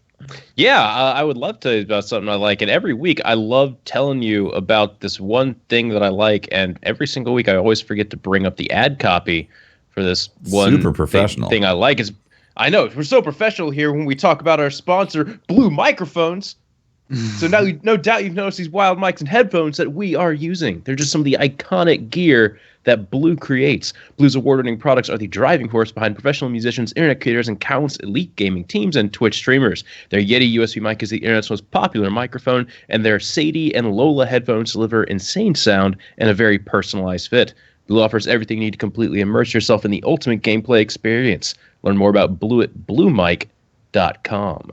I can also confirm that cats find the cables to be particularly delicious. Three cables I've lost for just the Blue microphones. Wow. No other cables in the My house. cats don't do that. Yeah, I would have lost a cat by now and not another cable. Yeah. I'm thinking about it. We're all wearing Big three plans. members are wearing blue shirts too, but not blue, just the color Just blue. The color. Yeah. Oh, jeez. Color blue. Yeah. Yep. All right, let's do some Twitter questions. Old Guy Gamer says, love the show. Lab, there are a lot of shooters out there, so what is it that hooked you in this crazy Destiny world we love? It was Destiny, just playing Destiny and just being so like taken by the world and just how you feel like your avatar as he transitions from PvE to PvP, you know, flawlessly. It feels like, you know, you're the same person and you're just traveling through this world. It just caught us and we just became so obsessed with Destiny, and that's why we started streaming, because of our love for Destiny. So it was all because of Destiny. I think the really unique, you know, like at the time we'd only played Call of Duty, and at the time Call of Duty was Advanced Warfare or something like that, and Yeah, it was not a good year for Call of Ghosts, Duty. Advanced Warfare, and we were pretty tired of the old same old, and so Destiny is a lot more colorful. You know, you got these bright, fiery supers, these golden guns, these smashes, these Nova bombs, and it's just so much more engaging and so much more colorful and bright and fun. And you know, like engrams drop on the ground and they look so cool from the distance. You're like, what is that? Oh, that's a cool new gun. All right. I'll go pick up a gun and use it against my friends and enemies and whatever. So I think it was very different and just so wonderful. Yeah. We were talking about this the other day too. It was like, I feel like movies in the past 5-10 years have really become very obsessed with the superhero genre. Like you're seeing all these Spider-Mans, all these Supermans and stuff. Like society in general just really likes that. And, you know, Destiny does a really good job of making you feel kind of like a superhero, you know? And without getting too ridiculous, you know, but you're still in that first-person shooter. You're in your own world. Your avatar is you create. It's like it has all these different elements that are all brought together in such a efficient way and such a just awesome way. It's like it's just a very unique experience, and so to make you feel like a superhero. Yeah, for sure. Yeah. You are literally. Yeah, you're literally Captain America in Destiny 2. Yeah, Quite exactly. literally. See? Yeah, literally. It continues. Yeah. Continues. In Destiny 3, you're Spider-Man. I've heard it. Actually, you're just Spider Titan, man. Yeah, Luke Smith's already working on that one. It's already got. Gator says, I love the podcast and watching the lab, fellas. You do a lot of lighthouse carries. Do you have other plans for Destiny 2 if Trials is suspended? Playing the game, probably, right? Just play the game. I mean, yeah, we didn't start off with Trials, and we're not going to end with Trials. So we're going to be around for, you know, years and years to come. And, you know, Trials will be a big staple. You know, Trials got us as a stream really on the map. But we play the raids. We do PvE, we do PvP with friends, PvP tests, just Clash. You know, we do everything. So I know a lot of what you see is trials, but we actually, we've, like I said earlier, we've 2-manned Vault of Glass and then Crota, and now we're at the end of Oryx, and then we're gonna do Wrath of the Machine, and we have a lot of fun doing everything in Destiny. So we will absolutely be doing just everything else in the game. For sure. I have this box of tissue here, and every day we have to go without playing trials. I'm just gonna cry, pull a tissue out and cry. But we'll be fine. We enjoy playing Destiny regardless of whatever content there is. We've spent a lot of time, and I think it's something that content creators, maybe up and coming ones, could even learn from, is creating your own events. You don't have to just base your stream around the hype of the release of a new raid, the release of new this, new that. And if you do, you're going to find ups and downs. If you actually create your own events and your own kind of hype, you can actually ride those waves a little bit easier, the ups and downs. And something that we've noticed with time is that we've kind of built our own events in a lot of ways. We've had some things we've done that have been more beneficial for our stream than some content releases even. So it's cool. Building off that, never rely on the makers of a game to basically make your career at the same time. Yeah, absolutely. So like for YouTube, just transitioning that into YouTube, like get inventive, because Bungie had Datto said this a bunch of times. I'm going to parrot it as well. Bungie is under no obligation to help you have a career on any of whatever the hell we do. So yeah, between content releases, get ready to have some fun. Yeah. Yeah. It can be the more fun time. Oh yeah. Speaking from YouTube is, so on the YouTube side, when there's new content, is you're almost business-like about it, right? Is here's the new shit. Here it is, like blah, blah, blah, blah, blah. Moving on to the next one. When you're in like a real content drought, suddenly you start kind of exploring other stuff, making some fun stuff. Like we played Quidditch, we played rugby, we played all kinds of stuff. Once private matches came out, so yeah. Paul Gifford says, do you think we'll see separate PvE and PvP weapon balancing in Destiny 2? No. God, I hope so. Probably not. Wasn't there like a tweet of something that was confirming that they have the ability to alter them for both? I thought I saw that too. Yeah. I mean, they have that ability now. Nah, some of it's linked in the sandbox. I talked to a couple of the PvP guys while I was there, and it's going to be the similar type of mechanic where the gun you take into PvP is the gun you're going to take into PvE. They're not separating those. And so what we may see, what we may hope to see, is an extension of what we started seeing towards the end of Destiny 1, which was having specific perks that only activate during PvE. Yeah. Also, adjusting damage numbers like they did with shotguns separately of PvE and PvP, I think is... Yeah. It felt like hand cannons had better range in PvE. I don't know if anyone else felt that, but I was like... Whereas now, you go into PvE and you're using hand cannon, you're like, oh. If it doesn't have all the range perks, it's kind of real bad. So it definitely felt, compared to PvP and PvE in Destiny 2, that some guns definitely felt like they have more range in PvE. So that kind of makes me think that they're balancing it a little bit differently than they do now. Mark Simon says, now that most people have calmed down over the 30 frames per second and the whole hybrid server thing, can you think of any remaining Destiny 2 negatives at all? Well, it's Destiny 1.5. Not out yet. Yeah, not out yet. There you go. It's not Destiny 2. It looks exactly like Destiny, and I'm pissed. My God. It's not a stealth action. I love Destiny, and it looks just like it. No, I love more of it. What do they say about Destiny? It's just the beta for Destiny 2. Destiny 2 is just the beta for Destiny 3. There it is. There you go. Yeah. It's just I mean, a big I still have some legitimate concerns over. I think everyone's still slightly cautiously optimistic about a bunch of stuff regarding it. Like the less subclass options is something that I'm not too happy about. But you guys have made some good arguments in the past podcasts for okay, I'm still optimistic about it, but I have my concerns. End-game content for me, I'm still worried about it, but they haven't really talked about it because these events are mostly for just educating the people, like the newer people, or the more casual audience. The people that are going to stay are going to stay.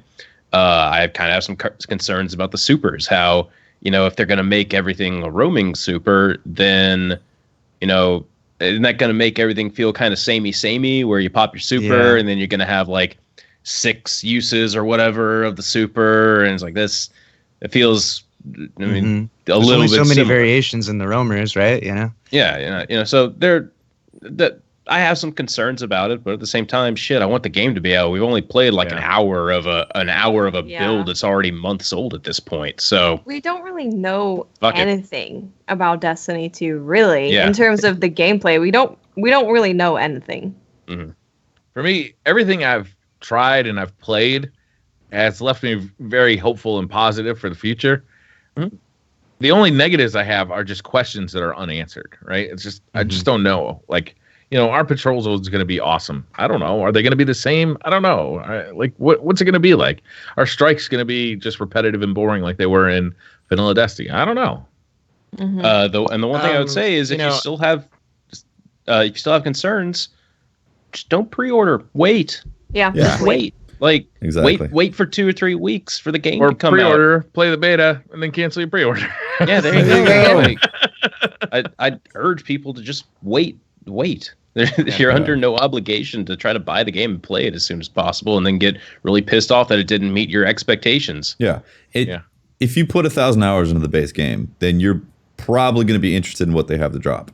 If you're already on the fence about this stuff, then absolutely just play the beta and then decide for yourself after that. Yeah. I I think that's where some of the negativity comes from, is the people who put the most time in have seen the flaws the most, right? So they're really worried that these flaws are going to be back. Yeah, and that's legitimate for sure.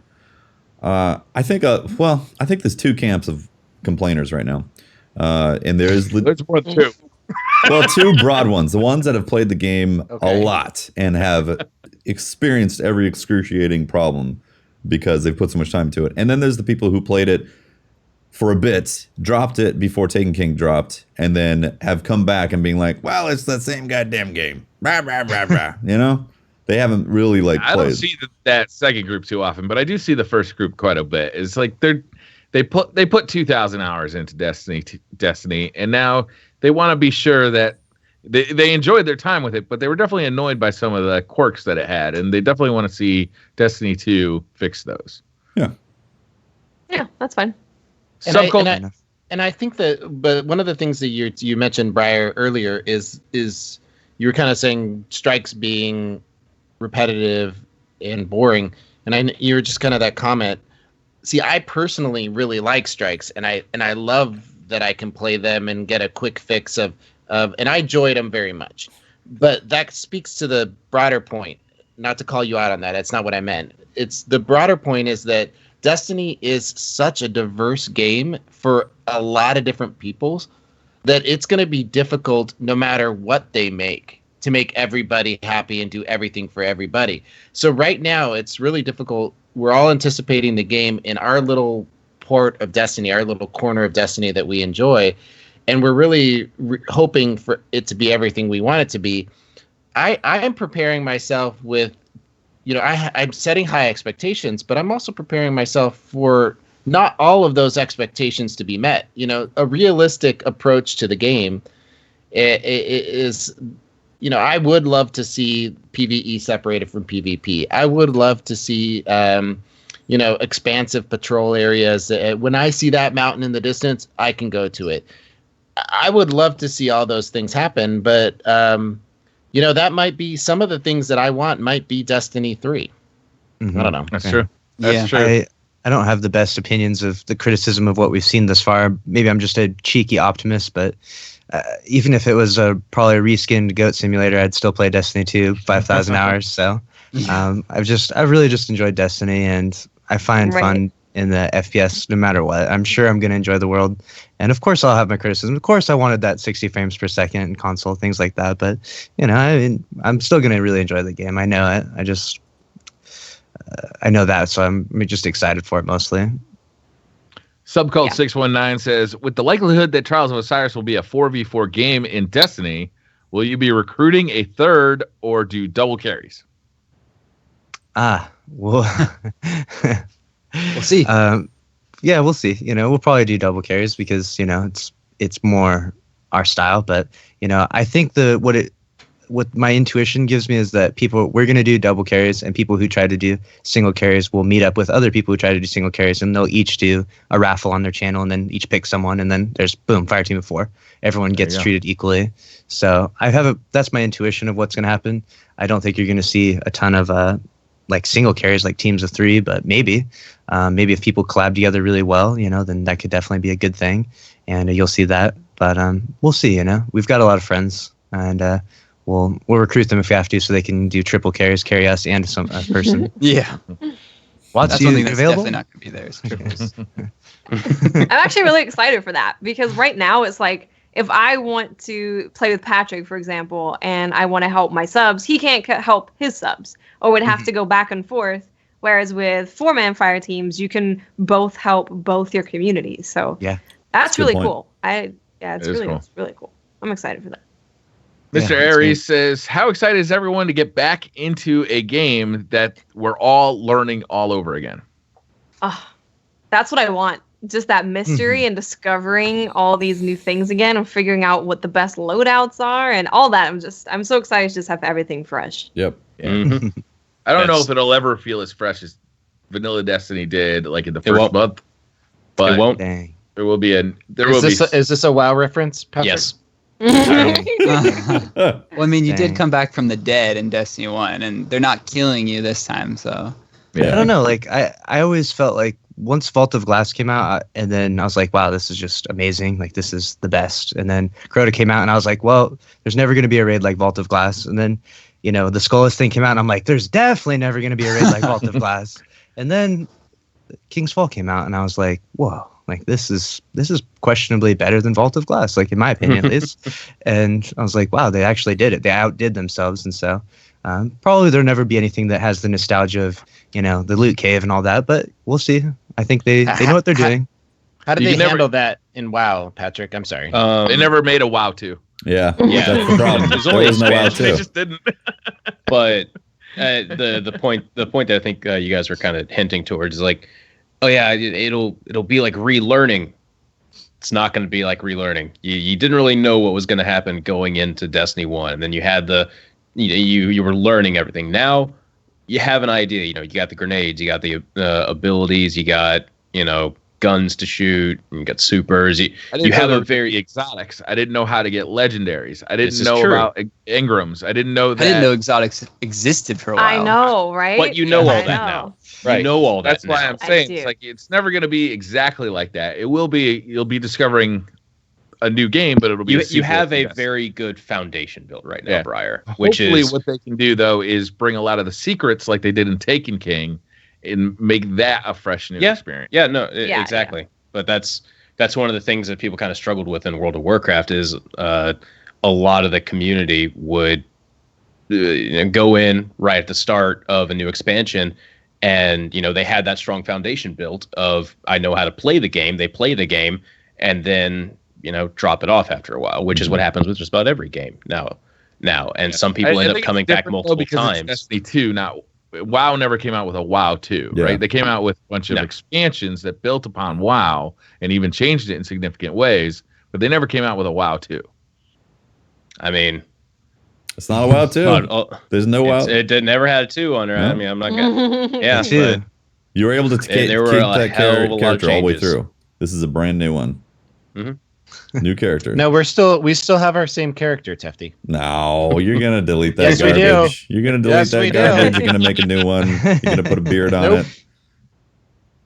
Tristan S says, when building a computer, is there a way to install a Wi-Fi adapter to the system? My room that I game in doesn't have an Ethernet port. Yes. USB. The easiest is USB. Yes. If it's a tower, you can install a card as well. Yes, you can. And the card will work better than the USB. It's framed wrong. It's not, how do I build a computer to incorporate Wi-Fi? It's, how do I build a house to incorporate Ethernet? Yes. Yeah. Get a really long cable. What I recommend they do is they go to like an electronics store and pick up an inline power switch, plug it up to your power Ethernet is what you're saying. Yeah, power it's Ethernet. it's called an inline power switch is what it is. Yeah. And you put one on one end in a power plug and one on the other end where your router is, and he turns all your copper wire in your house into a Ethernet line, and you can put Ethernet into wherever you're going. We got one of those. It's not as good as Ethernet, but it's significantly better. Well, than yeah, Wi-Fi. if you're running, if you got have 60 an old house, down, though, it's terrible. if it's an old house, it's terrible. But Yeah, we that's got what we one of have. those. It's terrible. Don't have it- dimmer switches. Don't use dimmer switches either. Just get a really long Ethernet cable. That's what I did in my house. I have like 300 footers. Just I run them through the basement and through the attic, and I just poke them down to closets where I need them. But first off, There you go. we're all streamers. Now, if you just need That's true. to hook up your computer to the internet and maybe play some games from time to time, yes, there is Wi-Fi adapters available, both There are USB, plenty. USB, which is cheap and sometimes faulty. You just have to look at the brands, and then there's also internal cards that are very good. I don't We think I've see- ever brought up the other podcast I do on this show, but I have to bring it up this one time. I do another podcast called the Beastly Thought Show. We do it every Sunday, and one of the promote it, hosts yeah. I just found out has been on Wi-Fi for the entire run of the show. And he's had connection problems all the way through, and we've been diagnosing and having problems. I just never even thought to ask, "You're not on fucking Wi-Fi, are you?" My God. Holtz played I mean- Destiny for 2 years on Wi-Fi. That's true. 2.5, yeah. Only until I moved right now. I'm Yeah. finally on an Ethernet connection, and I can tell you there's a difference. There's Wow. definitely a difference. We know. My first experience with online gameplay was with a Cricket USB internet that you Oh, plugged boy. into my PS3, and Oh. I was a guaranteed red bar in all games. Yep. And it was an interesting experience in Call of Duty Modern Warfare 2. Wow.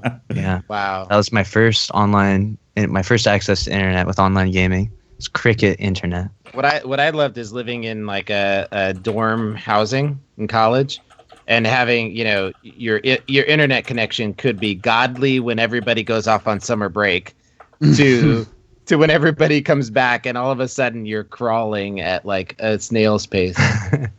It's just bipolar internet. And I got For kicked sure. from my WoW guild because I joined the guild on Christmas break when I was at home, had like a month of just solid connection, go back to the dorms. I can no longer main tank in Naxxramas, and I got kicked.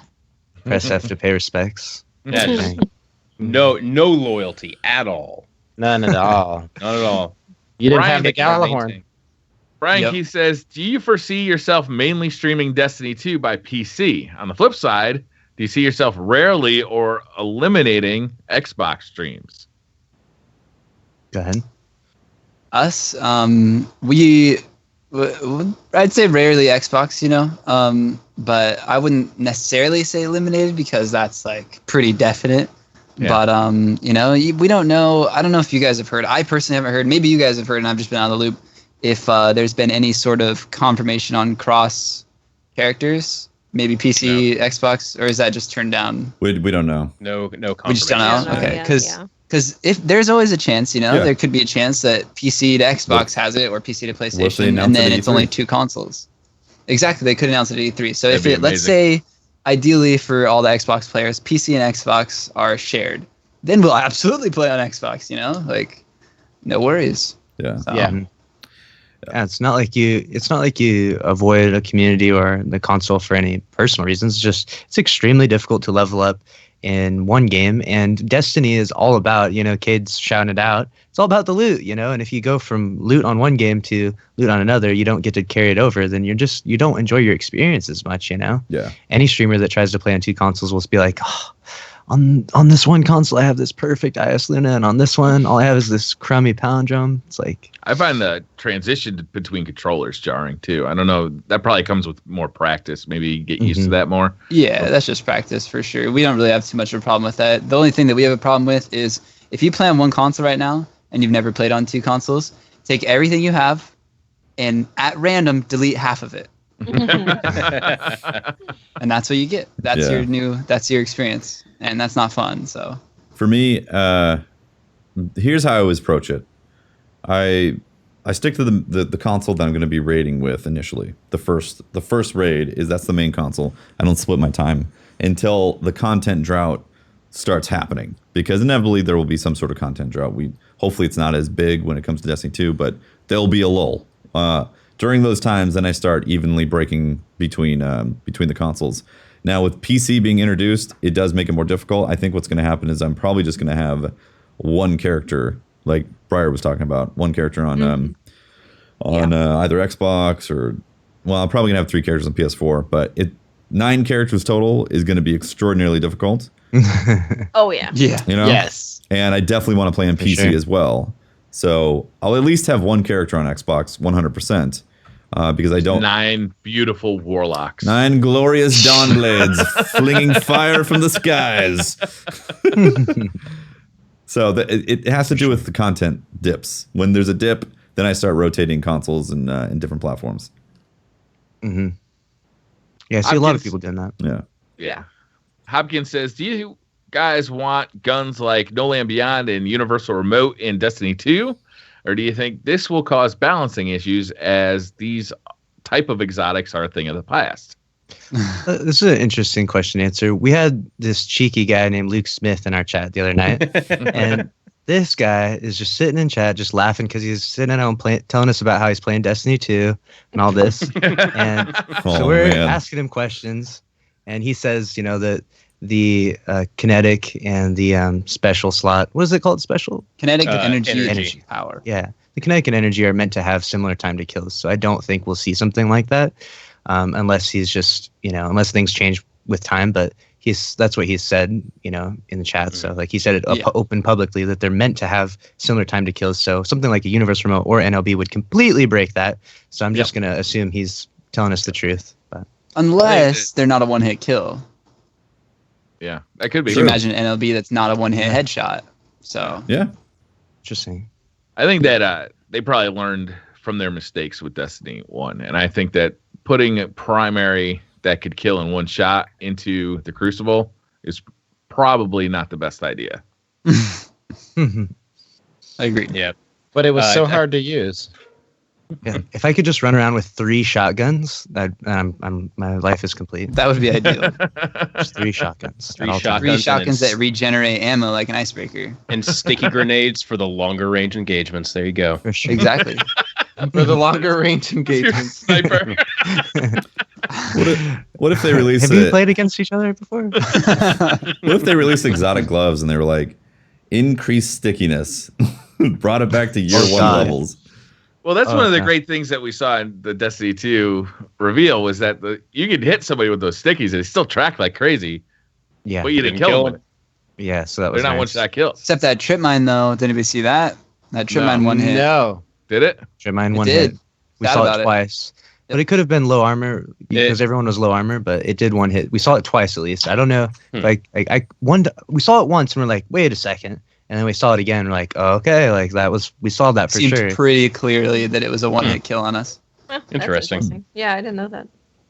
Yeah. Derek We'll see. Kennedy says, do you think they will allow a 4-man team in PvE like they are for PvP? Would you support an expansion of fire teams or prefer 3-man? Okay, they've already given the sizes for basically all the PvE activities. Patrol still 3-man. Campaign still 3-man. Basically everything is the same that it is now, and Rage is still 6-man. There's no. They didn't mention anything about 6-man patrols or anything like that. So I was disappointed that they didn't increase patrols to 6-man. Yeah. I think that would have been fun. Yeah. That would've been Some interesting. of my best memories were doing 6-man patrols on Venus with House of Wolves was out. We were all doing the Sparrow racing and stuff to the chests. Yep. Like that was just so much fun. 6 people in a patrol zone. Still the worst Nice. patch ever. Getting rid of that Well, chest right? race. We're Yeah. so close. We often create our own fire teams and matchmake at the same time, and we almost always get together. You and Watts could easily do the same. Yesterday we were just owning a Mayhem Rumble lobby for hours because we don't have to deal with stream snipers, we don't have to deal with teabaggers, we don't have to deal with tryhards. We can just chill, play some chill Mayhem, have fun, goof off, and at the end maybe Isolina drops kind of thing. Yeah. It was really good, really fun experience. Do you guys remember 9-man Court of Oryx? Yep. That was a lot of fun. Yes. Find Yeah, that somebody was fun. there, ask them to invite some of your friends. Yeah. Mhm. Be like, Yeah. hey, can you? Oh, that's so much fun. Yeah. That was awesome. That was a Yannick- really interesting thing. It really was. That was. Yannick Ghost says, are you guys going to switch mains or are you staying with your old character? Are you staying with your old character? Nice race. Some Yeah, Hellbound so Titans. technically, Lucky's technically continuing with his current character, but he's at the same time reverting back to his original character, which we're both technically reverting to our original character. So I'm going to start off as a hunter, and he's going to start off as a Titan, even though I'm a Titan main right now. So you can look at it either way you want, I guess. Hunter. Hunter. I mean, it's an interesting journey. You know, you often start with one and you start to like another, perhaps. And I think I've traded teams back and forth several times now, but right now I'm with Titan. And considering I started Destiny originally with Titan because Buttwipe said, "Hey, you should be a Titan," I think I'll be a Titan in Destiny 2 just for just to continue it, I guess. So since we're discussing classes and everything right now, isn't there a certain post out on the official Bungie Twitter page about classes? Yeah. Oh yeah, there is. This is there, rigged Yeah. for sure. There's there a rigged is. post out there. I've heard No, about that. no. This is completely legit. Bungie 5 hours ago posted, "Which class do you plan to play as in Destiny 2 first?" Titan is at 30%. That's a healthy number, healthy percent for you guys. Solid. The healthy So- Yeah, number. you guys can go, defend the farm, do whatever you do. 32% warlocks. That's a lot of warlocks reading. 38% hunters. I don't know Yeah, about but you Patrick, I guys. already explained this to you. That's just because hunters have more time on their hands to vote in Twitter polls because nobody will invite them to raids. Yeah, because we don't need to go raid. We're all out. Like, we're exploring all the new areas for you guys, so you can then come expand later. Like, we're the ones that are making. We're building the roads and everything. Trailblazers. Yeah, You're not building crap.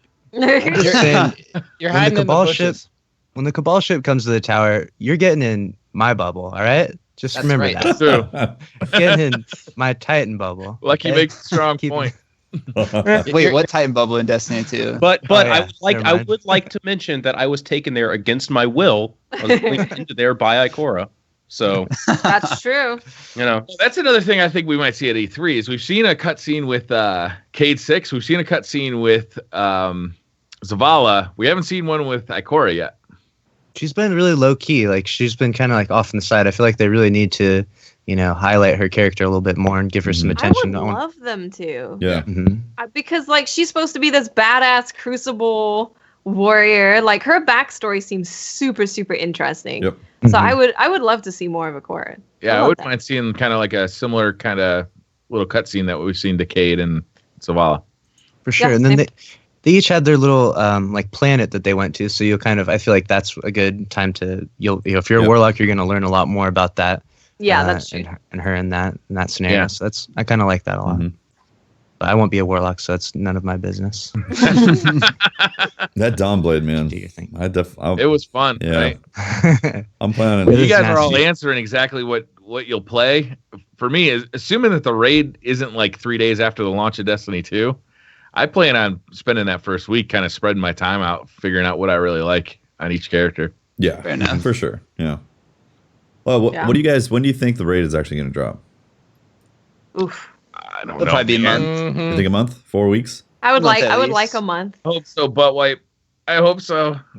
I don't want it to be like, oh, time to rush through all this new content that you gave us. Yeah, Yeah. I don't think that's a good idea for them to do. Like, let people take their time through this content. Yeah. Yeah, for sure. Let people who aren't like streamers and YouTubers too have a chance at getting a world's first team together by Mhm. Yeah. leveling up. You're absolutely right, Brian. Yeah. Maybe they'll even wait for the release on PC. True. So that that would make sense. You think they drop the console release 2 weeks later, PC, and then 2 weeks later, there's a raid? Maybe. I can see that. That'd be cool. I like it. K-Brash says, did any of you try the cover mechanics on Titan Shield or Environment when playing Destiny 2? Did it feel smoother than currently? Um, Same, basically. I Not a one cover thing shooter. Yeah. One thing I noticed, you're talking about that like wall that the Titan put out, right? Yeah. One thing I noticed is the half wall. If you know how Guerrilla Fighter works currently, if you would do that and shoot, you go back down. When you come back up, it immediately reloads your gun. Reloads. That was awesome. Like, That is that's pretty really cool. cool. You can just keep shooting. Yeah. Finally, a use for that mechanic that's been in the game forever, where you're hiding behind something and you can pop up. Like Absolutely. nobody uses that, you know. Like Yeah. so Yeah. finally, there's a reason to use it. Yeah, because there's only really like 5 locations for it in the entire game. right. So it's like, oh, we built this perk that could be used behind cover. Where can we get behind cover and use that specific thing? In like 1 or 2 areas for each map. Usually not actually covering any good sight lines. They're just kind of there. Just a box in the back of the map. Yeah. Yeah. Yeah.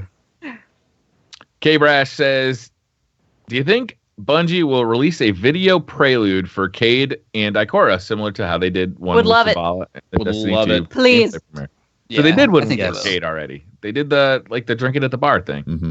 I don't know if that was as in depth as Zavala's though. I think they could really go into more of a background. I think that was more like a shit already hit the fan, you know.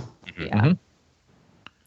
I like the idea of getting an idea of getting a glimpse into what these vanguards or the titans that we look up to. I mean the guardians that we look up to in the game, where they came from. That kind of story brings me to a good point that we haven't talked about yet. Is the grimoire being not present, the grimoire cards not being present, but in the game. Do you think we're going to see, and with Bungie telling us that the story is going to be integrated into the game more, and the grimoire isn't going to be present, grimoire cards aren't going to be present, do you think we're going to see the story in cutscenes like that, or in other I hope ways? so. Yeah, I would hope Just- so. I would really hope so. I know that there's no way they could do more that. cutscenes. There's There's no no way way they do what? There's no way that they could do the content that they had in the grimoire cards. They They can't do won't- it in cutscenes, yeah, but they could definitely put it in the game. They could have a codex that you have at the new tower-like place or the new social space. They could have places where you go and you pick up an item and you read a textbook. Like they could be collectibles that are grimoire cards. That's what I'm as expecting. opposed to go into a Could website. have a library. Yeah. I'm expecting that to be in the game. You either go back to the social space or it's in the interface right away, where you can just go and then read up on all the stuff that you discovered. And when you go to like a lost sector or something, you discover some new thing that was in the game that tells you some history about it. You make the choice then if you want to discover more of it. So instead of going to the website, So instead of just ghosts that have like nothing to them, you could actually find like audio logs or logs. textbooks or. I bet there's going to be a lot of audio logs. Audio logs would be awesome. Mm-hmm. Yeah. There's so many ways they could do it. I mean, I understand a certain group of the community being really upset that the grimoire isn't coming back. But for me, I could leave it. That website was unmanageable as far as I was concerned. The grimoire concerned. was a band-aid for them not having it in the game. Yeah. Yeah. I'm not, don't get me wrong. I'm not advocating for the grimoire. What I'm advocating for is what I was asking, and I was more of a question to you guys, is what different ways are we going to see the story in the game, right? And if I look back at like other games and how story has been told well, cutscenes is one. For example, Last of Us, we brought it up earlier. I feel like I really bonded with that character and through those cutscenes. And you're walking into a cutscene, and all of a sudden you're like, "Wait a second, I'm controlling the character." Like the cutscene blended seamlessly into like the Horizon game. Zero Dawn. So what I would like to see is not like Bungie is very good at these traditional cinematic storytelling. I would also like to see us walk out of the cutscene into the play space, right? Yeah, that's always like cool. a Like Last the of camera Us. comes forward and then spins Right, around, and then you just go. Yep. Right. That's always a really cool effect. Yeah. Yeah.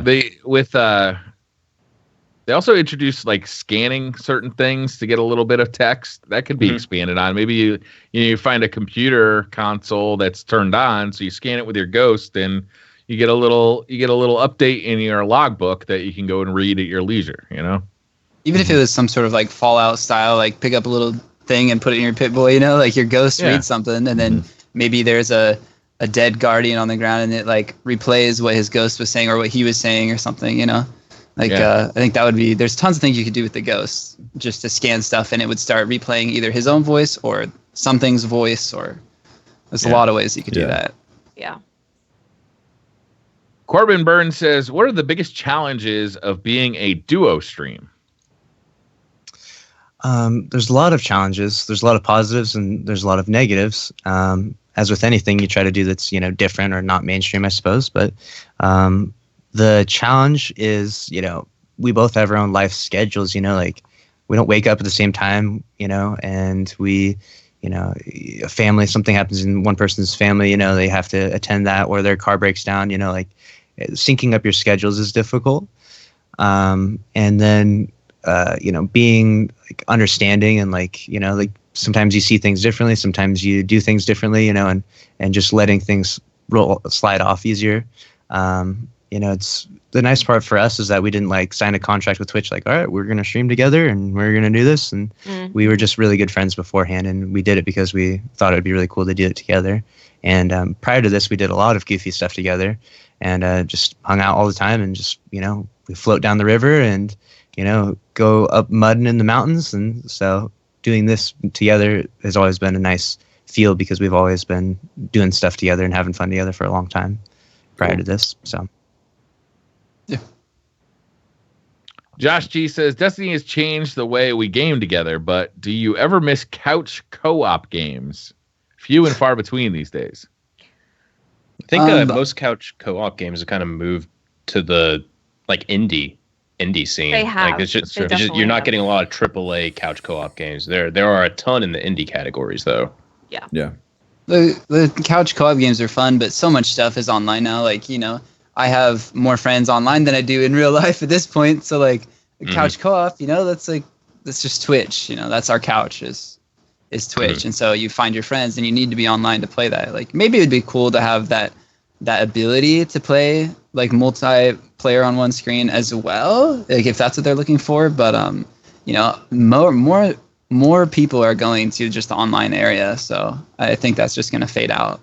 Yeah, it's just the direction gaming is taking. You have your own avatar, you have your own screen, and this is your experience. And your friend, you know, can be anywhere. And it's more open and more inviting to people to have that situation. So. Couch competitive is better anyway. When you can just reach over and punch that asshole, you still do. It's way better. It's just so much more satisfying than dropping a tea bag on them. And you throw the controller down to the ground, and you're in their face. You're like, what? What? Yeah. Well, our setup is almost like a couch type of thing, because he can always see my screen, and so whenever we 1v1 and stuff, he's always screen peeking me. I know it. Yep. So always. So, never ends for us, but. Yeah. Mohegan 9 says, someone just pushed off a fire team member to ruin Flawless Raider. Who pushed who? Holtz. Who? It's definitely Patrick. Push it him. always is. I think he pushed Pope, right? He would push me off. Fitzy and I have been, I've been raiding with Dado every Tuesday now, and only during when we go into Vault of Glass, only during the Templar fight, I will try to kill Fitzy in whatever way possible. And I've killed him like at least 3 times now in the past 2 weeks. So I'm running, you know, over 100% now. Just this week, I dropped a bubble on him as I saw him with Galahorn out. Just bubble, boom, and he exploded. I've gotten really good at just launching him with a sword, just R1 melee swing with a sword when he's not really paying attention, and then he can't recover if he's on a warlock. It's great. It's great. Well, I've got one for you. Pop your hammer, put on Sun Charge, and if you revive him, or if you just get near him real close, you can just throw him out into the sunset sometimes. Yeah. You can launch him into a wall and they will die. Yeah. Yep. That's a good one. That's a good one. I've launched a few people lately, just outside the map. I'm just like, this is the goofiest mechanic in PvP. I don't actually kill you. I just launch you way out into the sunset. And it's like, I miss Solar Wind on a Warlock. The one thing that I actually liked playing a Warlock for was using Solar Wind to actually push people when you melee'd them. Like it would push your teammates too. Yeah. It was great for the killing hammer people. melee. The hammer melee does that. Like we tested it yesterday, like 50% of the time, something like that. But it's fun. I have too much fun with that stuff. I recently got pushed by an oracle spawning, and we were having a tough time during this, and so Sounds like this was just icing on the cake, And I was going down Venus, and I can't remember which one it was, but anyways, the oracle spawned and just shot me out, and I died from misadventure and all that. And I was like, well, that's a wipe, That's guys. awesome. in the wrong place at the wrong time, I guess. Rip that challenge. Dap says, do you think we might see PSN exclusive weapons again in Destiny? As an Xbox and possible PC player, that would really hurt. Ready for the pain. Probably. It's already I don't know. stated. They might not go down the route of weapons. It might be something else, but there's going to be something. Stay away from the weapons. Like if It they would just be did nice. armor and ships. Armor, emblems. shaders, ships, emblems. I think that's all fine. Yeah. But weapons, I think, is a real shame that people don't get to experience the weapons. Yeah, no Jade Rabbit Yeah. on Xbox. Rip. Still Yeah. no Jade Rabbit. That's brutal. It just goes Calling like it now. that. Calling it now PlayStation exclusive subclasses. Oh my god, that would be the Oh, worst no. decision ever. I just want to call the European worst thing Deadpool PlayStation possible. Exclusive. I want to call one of the worst things that they could possibly do, just so whenever they reveal whatever the exclusive is going to be, it's like, oh well, it's not as bad as that. It could have been so much worse. What if they started doing timed exclusive on like raids?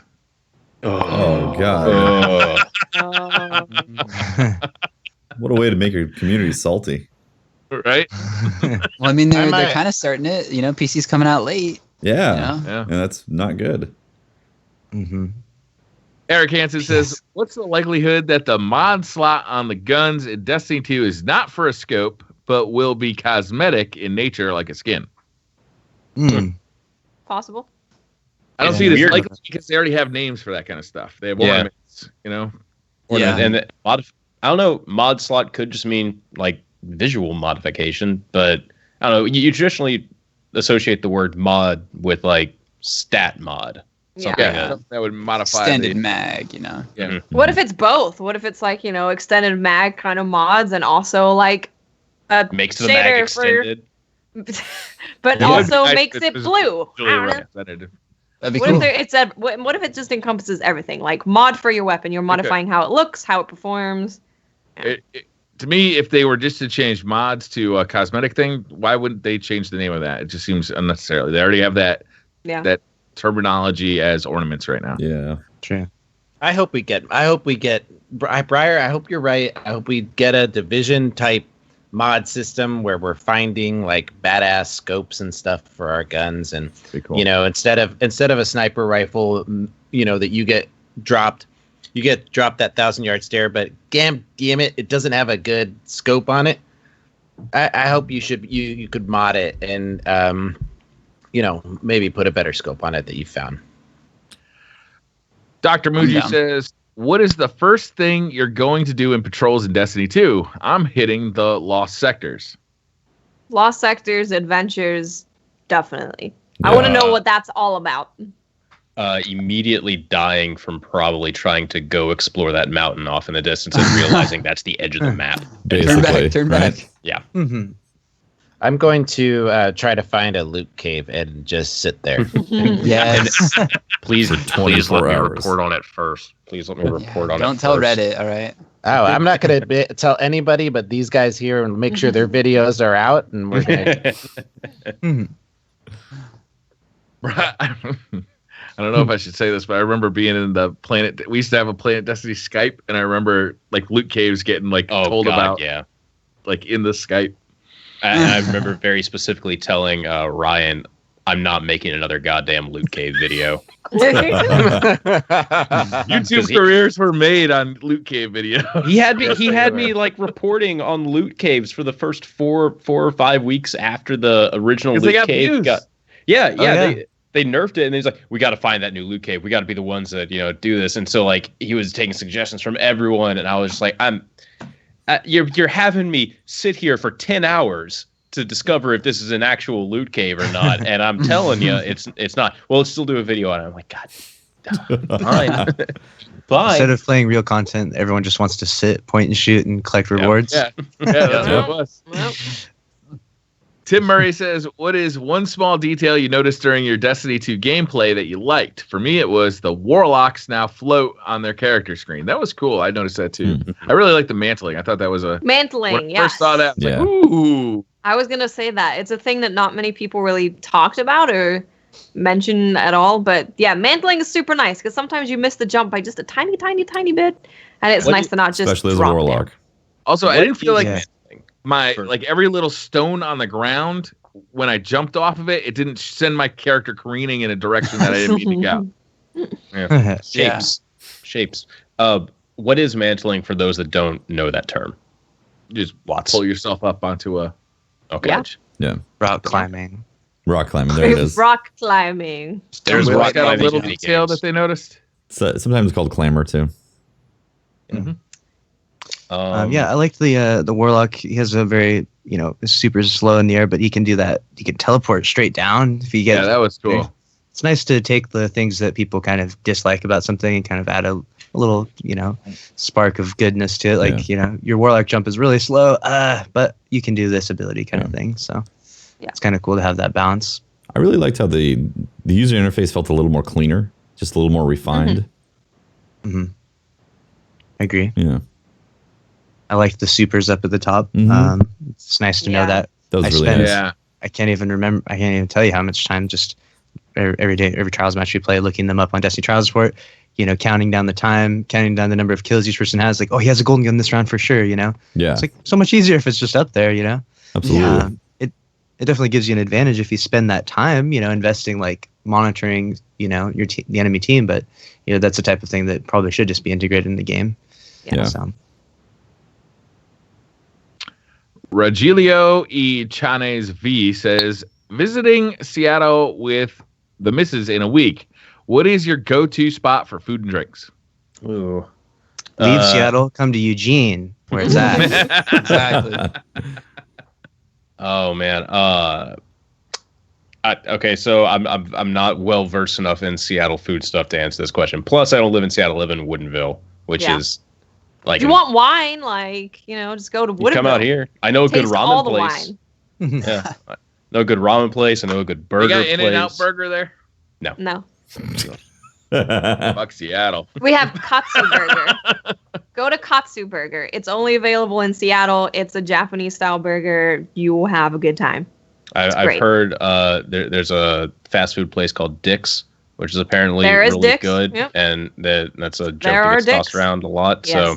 So, yep. So you can go try that one out. There's also probably some really good sushi. That's so, Briar. That's Really so good hanging sushi. fruit. We're not. I know, even right, gonna- Bo? It's just. I'm thinking of about 5 different things I could say, and all of them are just lowbrow. I mean, Yes, everyone. Patrick is advocating that you go try Dick's. There you go. So you're saying There go you go. eat some dicks. Yeah. Go eat some Dick's. You telling me? Yeah. Go Have you put ever stuff in eaten- your mouth at Dick's. Have you ever Yes. eaten at Dick's and gotten the? The runs? Oh, I actually passed up on Dick's this weekend. Went to Weren't feeling it. go to another, put it off for another time. Yeah. Get feeling Dick's like- anytime. You got to now, be I live in prepared for Seattle. that Tacos one, stand. Patrick. Yeah. You got to. Oh yeah. Oh, I'm totally. I'm prepared for Dick's when I need it. But Thanks, I appreciated that. That just wasn't. Bo Samba says, what do you think about the new currency that's next to Glimmer? The wording on it was interesting. what was it like? strange dust or something. Strange dust. So all of our strange coins have been obliterated, and, Crushed. And we just collected the dust. and the way Guardians get their light and powers back now is by inhaling lines of this strange dust to then fill out our subclass nodes. That's Like what I'm Breathe in the light, original. Guardian. There you go. Sounds like you've become acclimated to the Seattle life. You got to Boy. take the. Boy, Gotta if take you're the. snorting marijuana, you doing it wrong. Well, I don't really have any opinion on this just because I don't know what it is. It could be legendary marks. It could be anything. Who knows? It could be the new boats of light. It could be the new strange coins. Who knows what it is? I was expecting them to come with a new currency, and I'm really hoping that it has a cool like lore type aspect to it that, because I really feel like we didn't know why strange coins were being taken by. Yeah, I still would like to know that. Yeah, I mean, why does he care about these strange why does coins he so want, much? and why are they warm and vibrating in my pocket? Yeah. It's really creepy. Yeah. Yeah. Now I've got like 2,000 of them. Yeah, I've got like 2,000 of them in my pocket. It's kind of uncomfortable, A lot of bowls. Starting to have to- burn. Give him Mr. Tentacle face in the corner, Yeah, he just wants to suck them up. Seems normal.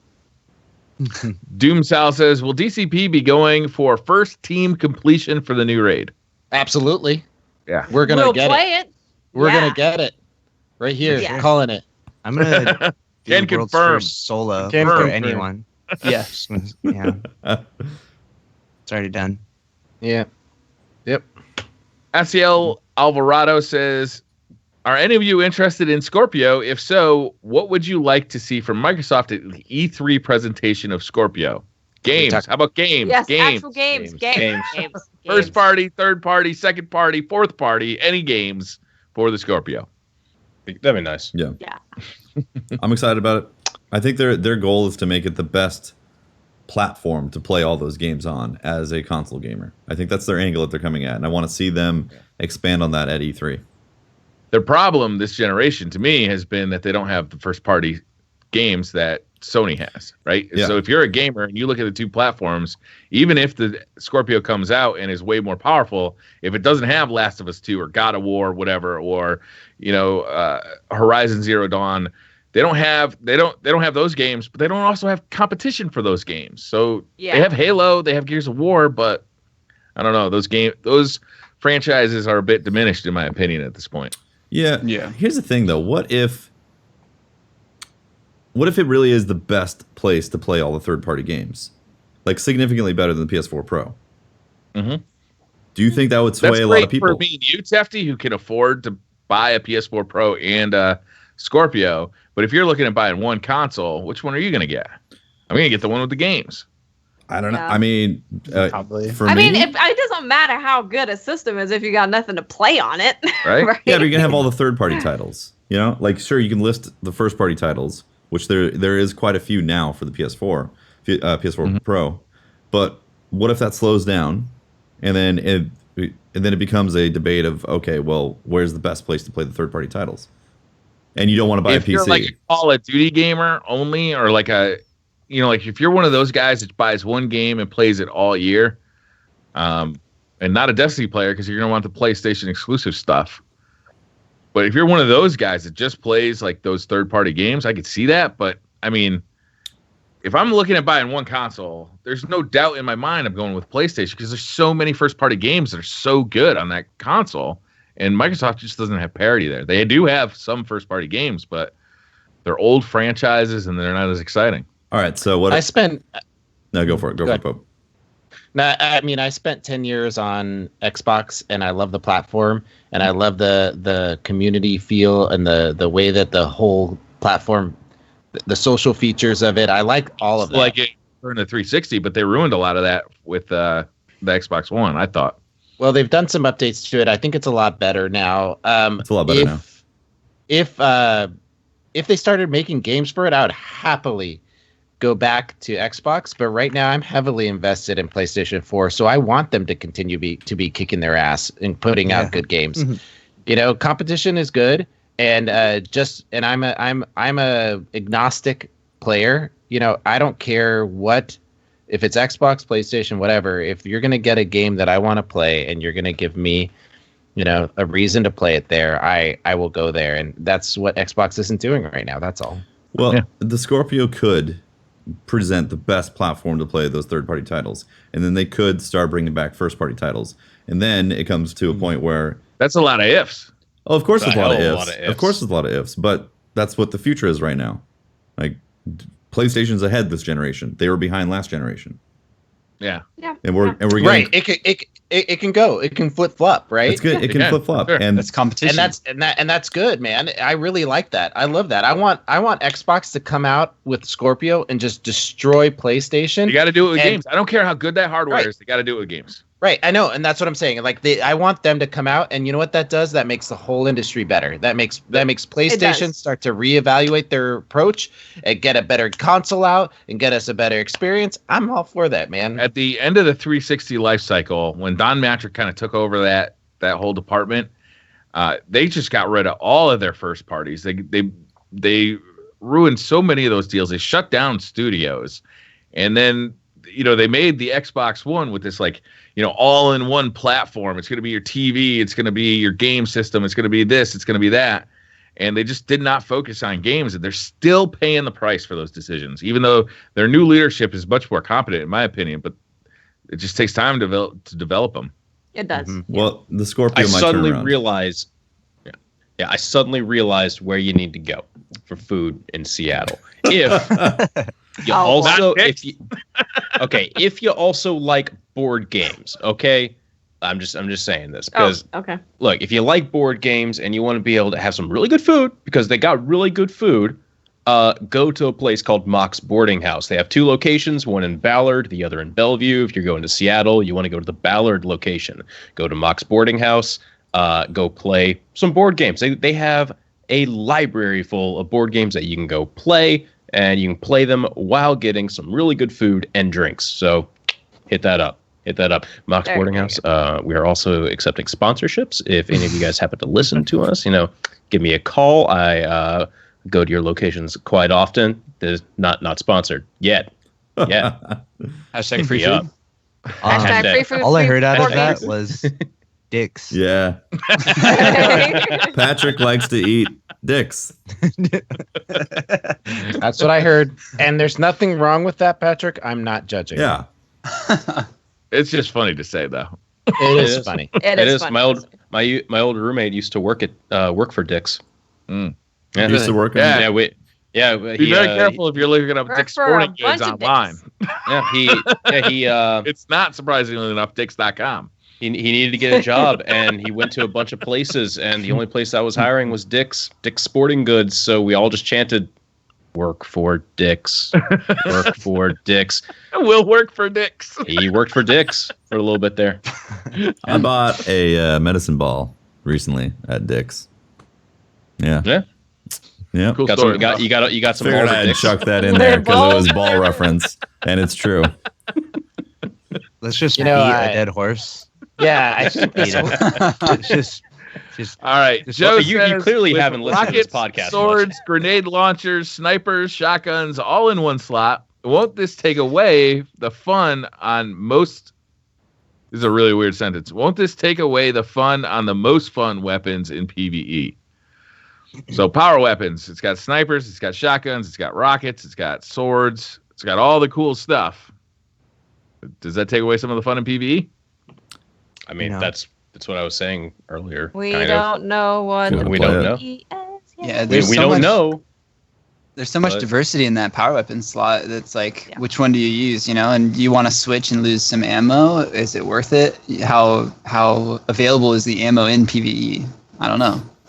yeah. I think it might bring I think like their intent would be to have a more balanced PvE experience. Like we've seen some really unbalanced PvE in the past. Black Mhm. Hammer types of situations. Yeah. And I think that Tier 1 was having ridiculous. Black Hammer Yeah. and Gallahorn combo was Yeah. crazy. And literally- Fatebringer. Fatebringer. all Hey, that the Trinity. trilogy was just Fatebringer, Black Hammer, Galhorn. If you don't have those three, The Holy you're Trinity. not finding a raid group. So, I think that having the kinetic for taking shields, having the power weapons for doing maximum DPS, the kinetic for having all ammo, and for a variety of multi-purposes, the energy for taking down shields, and then the heavy for doing DPS and things like that. Like there could be some serious balance there, and we'll see with time. But I think that their intent is more balance. So. Cameron Robinson says, I've heard Scout and Hand Cannon will probably be the go-to loadout for Destiny 2 PvP. I know you guys don't know for sure, but what are your thoughts? I think We don't this know totally for sure. depends We don't on how the game is balanced when it comes out. We know the meta. Yep. We know We it. do. They told us. They told us it. Pulse. Luke Smith was in their put up chat. a guide tomorrow. Guide for Destiny 2 loadout. Be the ultimate Crucible Yeah. god, and then you will know the answers. You get that video out early, so it starts gaining views now. There you go. And people will Already at the still be top of the watching it page. in September, and it will be irrelevant. Doesn't Yeah, it matter. doesn't matter As long about as it's that. titled well.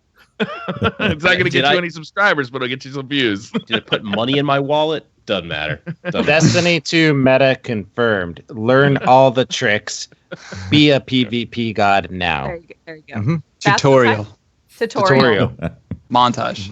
Zachary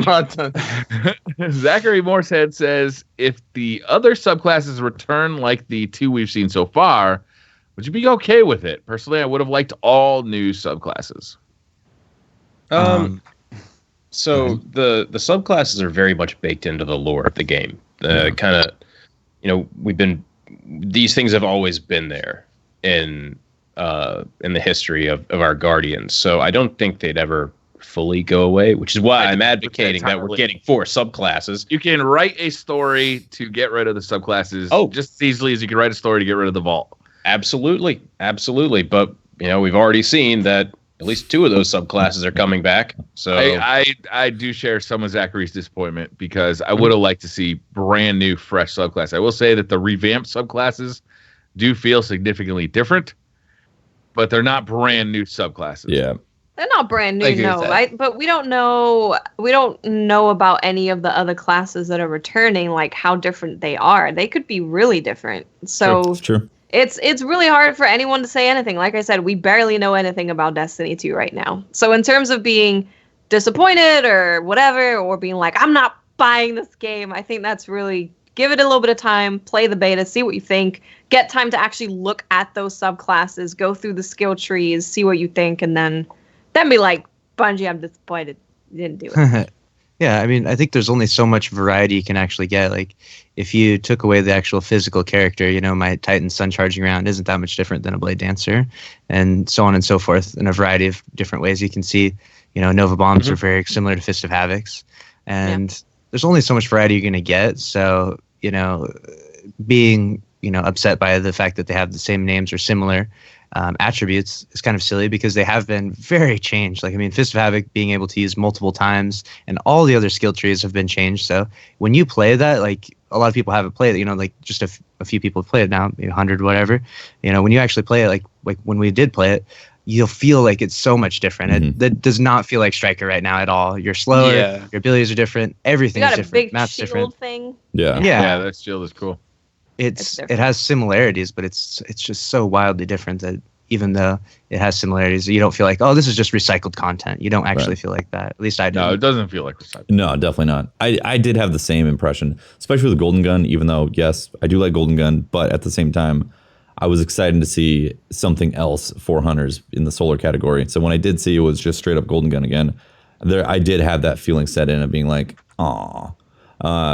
But it's just like what Luckyy said, you're gonna have a great time experiencing these new revamped supers. They're all changed in some way. So Yannick Ghost says, who was the best Jason in last week's Friday the 13th session? And who was the most scared? Probably Pope, right? Pope. I don't know what you guys are talking about. I wasn't scared. Pope was doing the scaring. He was so scared he had to leave the stream early. Oh, Pope Yeah, was he did. scaring Briar. quit. Yeah, I had a few moments as Jason where I think I learned once I moved I had my camera or my camera on Face cam. my face cam on top of the map, and I didn't know that there was like actions you could do. And so once I moved it, I saw all the controls for Jason, and I'm like, oh my god, this is fun. Because these guys were like wondering what I was doing. Why aren't you attacking us? And I'm like, I don't know how to attack you. And then but anyway, Jason running as Jason is fun as hell. But the first death I had at Friday the 13th was I was started a little early, and Briar and I were in there. And he came up from behind me and killed me, and I had no idea how gruesome your death would be in it. And I yelped and I screamed and I was genuinely surprised and scared. So I vividly remember a certain Pope Bear hiding in a closet, and it's having a very similar yelp as Jason shoved a spear through the entire closet. Ooh. Yeah. That's a It good was, one. it was a good one. That was a lot of fun. That stream was a ton of fun. That Oh was my fun. god, Yeah. that game is so fun. Yeah. Like we are going to be doing more of those. We Yes. are going to be Absolutely. doing Can more we of please those. play next week, like some of us at least? Like Yeah, no, absolutely. we have the game, you know. If you do it during a time that is, where normal people are, yeah, How about the weekend? our Yeah. weekends are great. let's do weekend There then. you go. Boom. Yeah, we can definitely do it on the weekend. We get some Yeah. subs in as well. A lot of people have it now. Yeah. And also, they if do. you go into quick play with the full team, you earn full XP and CP. So you can still Oh. purchase perks and all that. Yeah. Okay, Oh, good. Cool. Yeah. nice. Let's do it.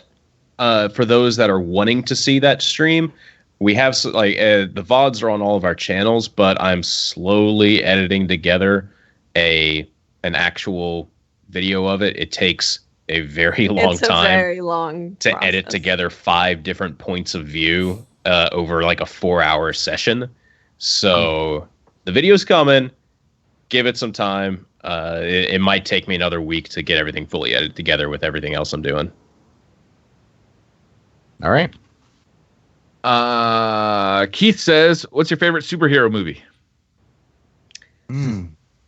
Guardians of the Galaxy. Yeah, I'm gonna have to agree with you. It's just What Wonder Woman? Oh yeah, baby.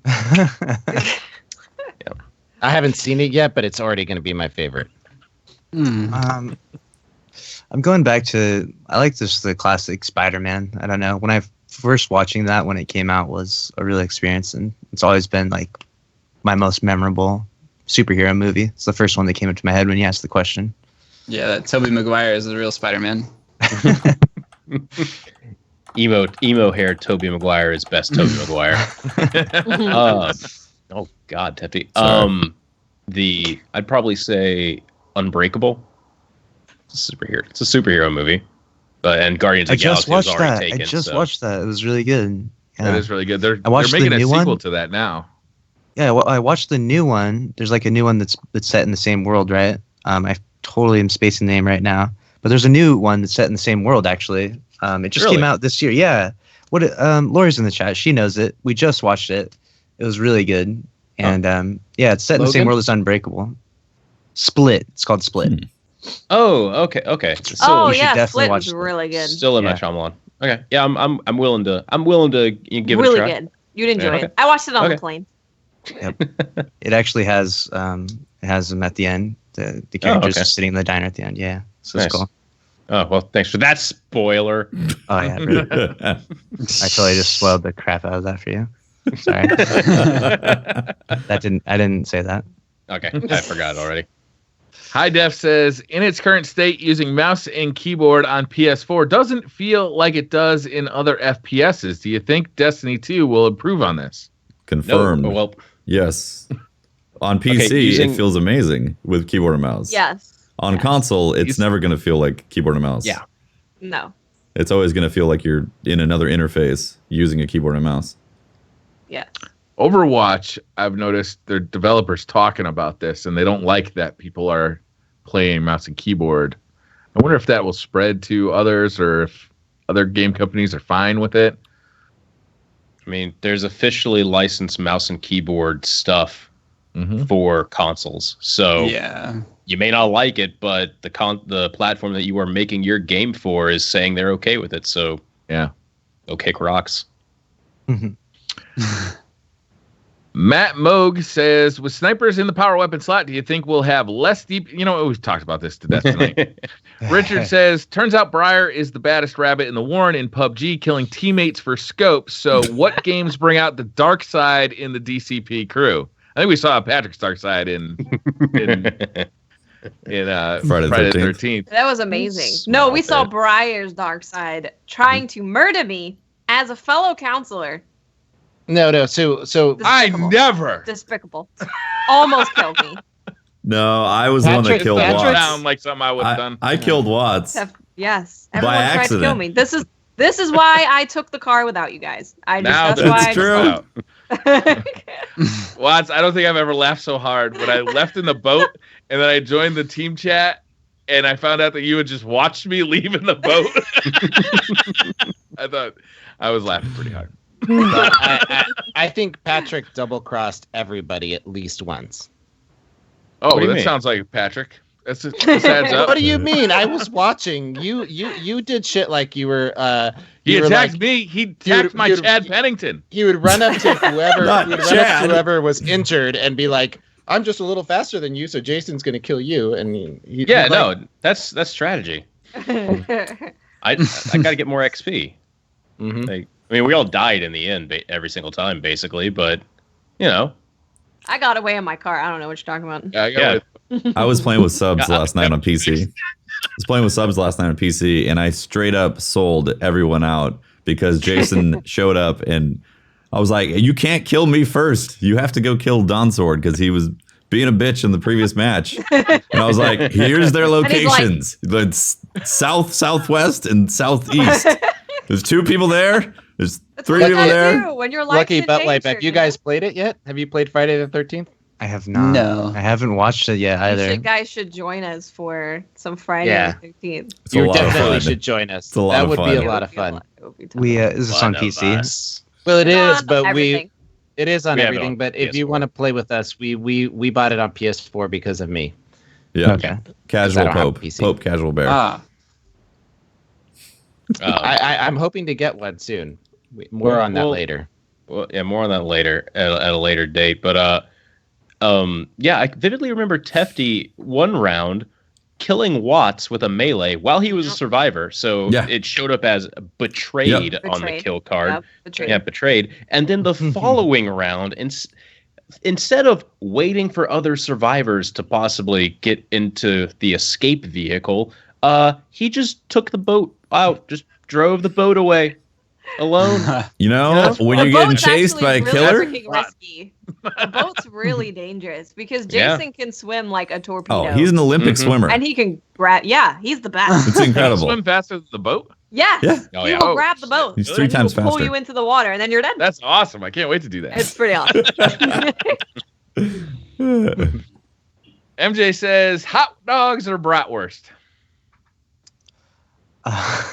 Well, yeah, I'm gonna go with bratwurst. I think. Yes, Yeah. that is the correct answer. Brat. Brats. It's Yeah. not really bratwurst. It's brat. Right. yeah. You can't compare those two. Those are 2 very different things. Well, no. Let me also Yeah. because I'm saying there's some hot dogs that like fried hot Yeah, dogs. we almost made it through this one without elaboration, but Here it comes. You started talking about food and And it's not dicks. it's not Well, dick. you know, so I would actually recommend that if you're in Seattle, you should go to Taco Bell. It's the most authentic Mexican restaurant. You can find. So Might as well Lucky talk and about right Buttwipe. now. Yeah, Twisted Lucky and Buttwipe. Fate You says- guys mentioned beating a dead horse earlier. Clearly, first time on this podcast. That's basically all we do here. Twisted Fate says, question for Tef, did the bullets in your D2 gameplay feel like you just like colored bullets, or did they actually feel elemental? Still feel like color bullets. colored bullets. Richard Horton Interesting says, question. if like Lab, the DCP had to pick one other person to share their stream with, who would they pick, and why wouldn't it be Pope Bear? I've streamed with Lucky and Buttwipe a bunch. No, but if you had to have if you had to Watts have had to suddenly one share her screen with someone else. Oh you my know, god! Yeah. Yeah. Oh. You see. I don't know. I could see myself streaming with everybody here. I think it would be You gotta fun. pick one now. No, I You can't. have to choose favorites, all right? I can't. I'm not. Then I won't. Then I won't stream if I have to choose a favorite. And I'm not Sorry. I'd not pick sorry. Watts only because I can't stream with someone that is a different class than Hunter. So there you go. Hunter's gonna stick. I mean, together. Lucky and Buttwipe, you guys 2 Titans, us That's Hunters. You gotta stick together. I would. So it looks like you're out of luck, Briar, because you are the only Warlock main. Mm-hmm. I I wouldn't pick any of you guys. I would Same. pick either Wilson or JB Mega. Wilson is like the most calming influence I've ever had in my life. If I was like about to get in a car crash, he could like talk me through it. And I stream with JB Mega all the time. I just have a good time with him. Well, I was gonna say you, Briar, but now that you said that, I stream with my wife at least once a week. There you go. Pick your wife. And Good it's job. a fun time. I will say, when we do the raids together, me and Tefty often get teamed up, and it's usually the strongest side of the raid. Both. It's just because Patrick's just doing weird stuff. He's trying to hit 360 no scopes on all of the AI. What do you mean? Not trying, only do right? we do it, not only do we have a great time, but we also lock that side down heavily. Yeah, So locked down, Yep. clutching it. We're over there jumping around looking fabulous. I'll have you know, I started the Axis fight with a 360 no scope to blow up his chest thing. That's Is that impressive. right before you fell into the pit? I mean, I never said we finished that particular start of the fight. I started it. Yeah. Fair enough. Looking like a true hunter. Edmund Young said, technically, didn't you lose your undefeated status to Crucible Radio during the Destiny 2 reveal? Edmund, I don't know what the fuck you're talking about. definitely You are not. higher than a kite.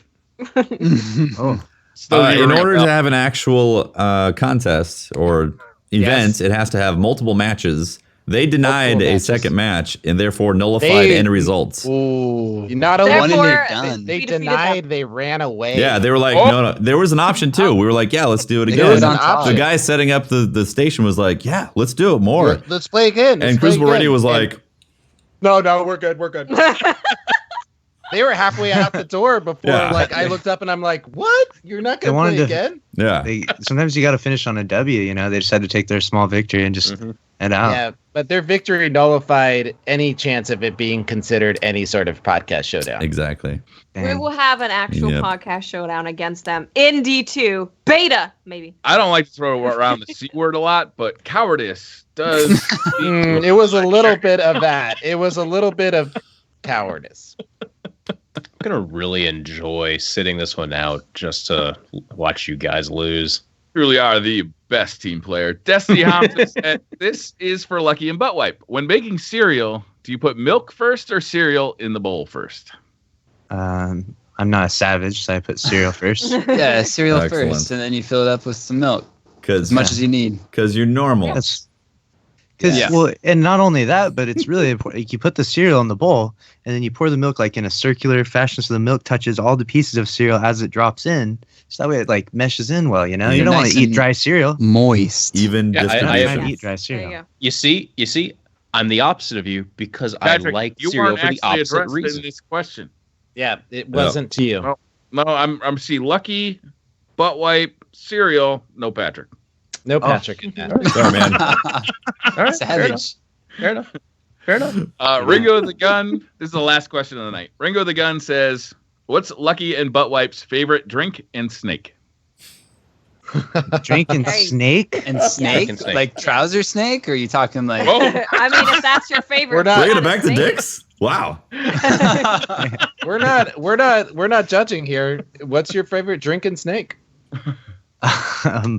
My favorite drink is probably Snapple. I got a Snapple sitting right by me here. Little Oh, kiwi so- strawberry. You know. Hashtag not sponsored. favorite brand. Hashtag not yet. Hashtag not yet sponsored. Yeah. Brag. Hashtag future but, sponsorship. My favorite snake is I don't know, a cobra. I don't have a favorite snake. Their choice. I'd have to say my favorite drink is some good old fashioned Baja Blast from Taco Bell. Very authentic. I know. The Baja. And, and my favorite snake is the lab snake when someone gets one kill in Trials of Osiris, particularly the golden snake when they get one kill on the Lighthouse game. Ooh. Yes, that's great. That's my favorite. I feel like both of those things are a reference to Pope Bear. Oh man, I remember when you guys. I was streaming at Planet Destiny. When you had early started your streaming setup. We played a trials match, and I wasn't a complete anchor. I could hold my own. I got a kill or two. So, you know. No, you're definitely good. I appreciated yeah. your talents as Sure. a We learned Titan.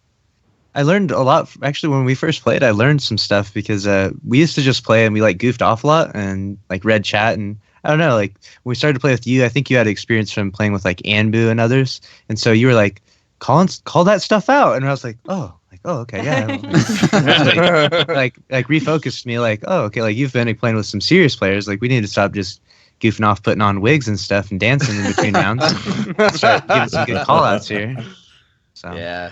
Pope's new Twitter profile is going to be mentor to Luckyy and Buttwipe. Yeah.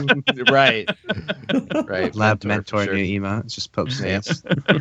Yep. All right. Wow. That's Cool. Nice. It is late. Did it? It is very late, Yeah, it was a so long one. For nothing we wanna- to talk about, Pope, we should have went a long time. Right. Yeah. It's a long Well, and one. I think we had really. I mean, I feel like whenever we have great guests on, it just feels like a good conversation. So, thanks sure. guys for coming on. Yeah, thank you. guys Thanks very for much. inviting Thank us. you. This So is a much. lot of fun. We really enjoy this stuff. Thank you. Yes, absolutely. It was a good all right. time. Well, So we can Thank do you. a sign off here. yeah. Go. Well, thank you everyone for tuning in to this episode. It's the 35th episode of the Destiny Community Podcast. If you want to find more of me, I am at Holtzmann_YT on Twitter. You can find me there talking about dicks. I'm Briar Rabbit. You can find me on Twitter at the Briar Rabbit. You can find me on Twitch or YouTube. Just look up Briar Rabbit. I'm Tefty Teft. You can talk to me at Teft on Twitter. Catch the streams I do on my channel, twitch.tv/TeftyTeft. Typically start around 6 p.m. Pacific time. And I have a YouTube channel that gets love every now and then. And I'm Miss 5000 Watts. You can find me on YouTube, Twitter, and Twitch at Miss 5000 Watts. With 3 O's though. Yeah, Three or O's. zeros. It depends. Oh. You gotta just take the Ooh. chance. Lucky. Go ahead. We're Luckyy and BW. Type it into Google. You might find some weird stuff. And Facebook, Twitter, YouTube, and Twitch. Luckyy Urban and BW. Dictionary too. Nice. And this has been Pope Bear. You can find me on Twitter at Pope Bear, or crash in these guys' streams throughout the week. Remember to follow us on our DCP Twitter account at Destiny Compod. Destiny Compod. Sorry. Destiny Con. God, man. And follow us on Twitter. We make sure to turn notifications on. We only use that Twitter account to post the episodes when they're live and relevant information about the podcast. So thanks for following us there. There will be a lot of information coming in the next month because we're going to be doing something for Guardian Con. We're going to be at Guardian Con doing a special show, 2 shows, right? Yeah. At Guardian Con. So there's going to be a lot of odd things happening with DCP. So follow that if you want to stay up to date and kind of see everything there is to see. Our schedule is almost finalized. We are going to have Gathalion on the week before Guardian Con, and he's going to talk all about what our plans are, and we're going to announce our guests and what we're doing for that show, for those 2 shows. Awesome. All right. Cool. Well, thank you everyone for tuning in. We'll see you later. Bye-bye. Bye, guys. Bye. Peace.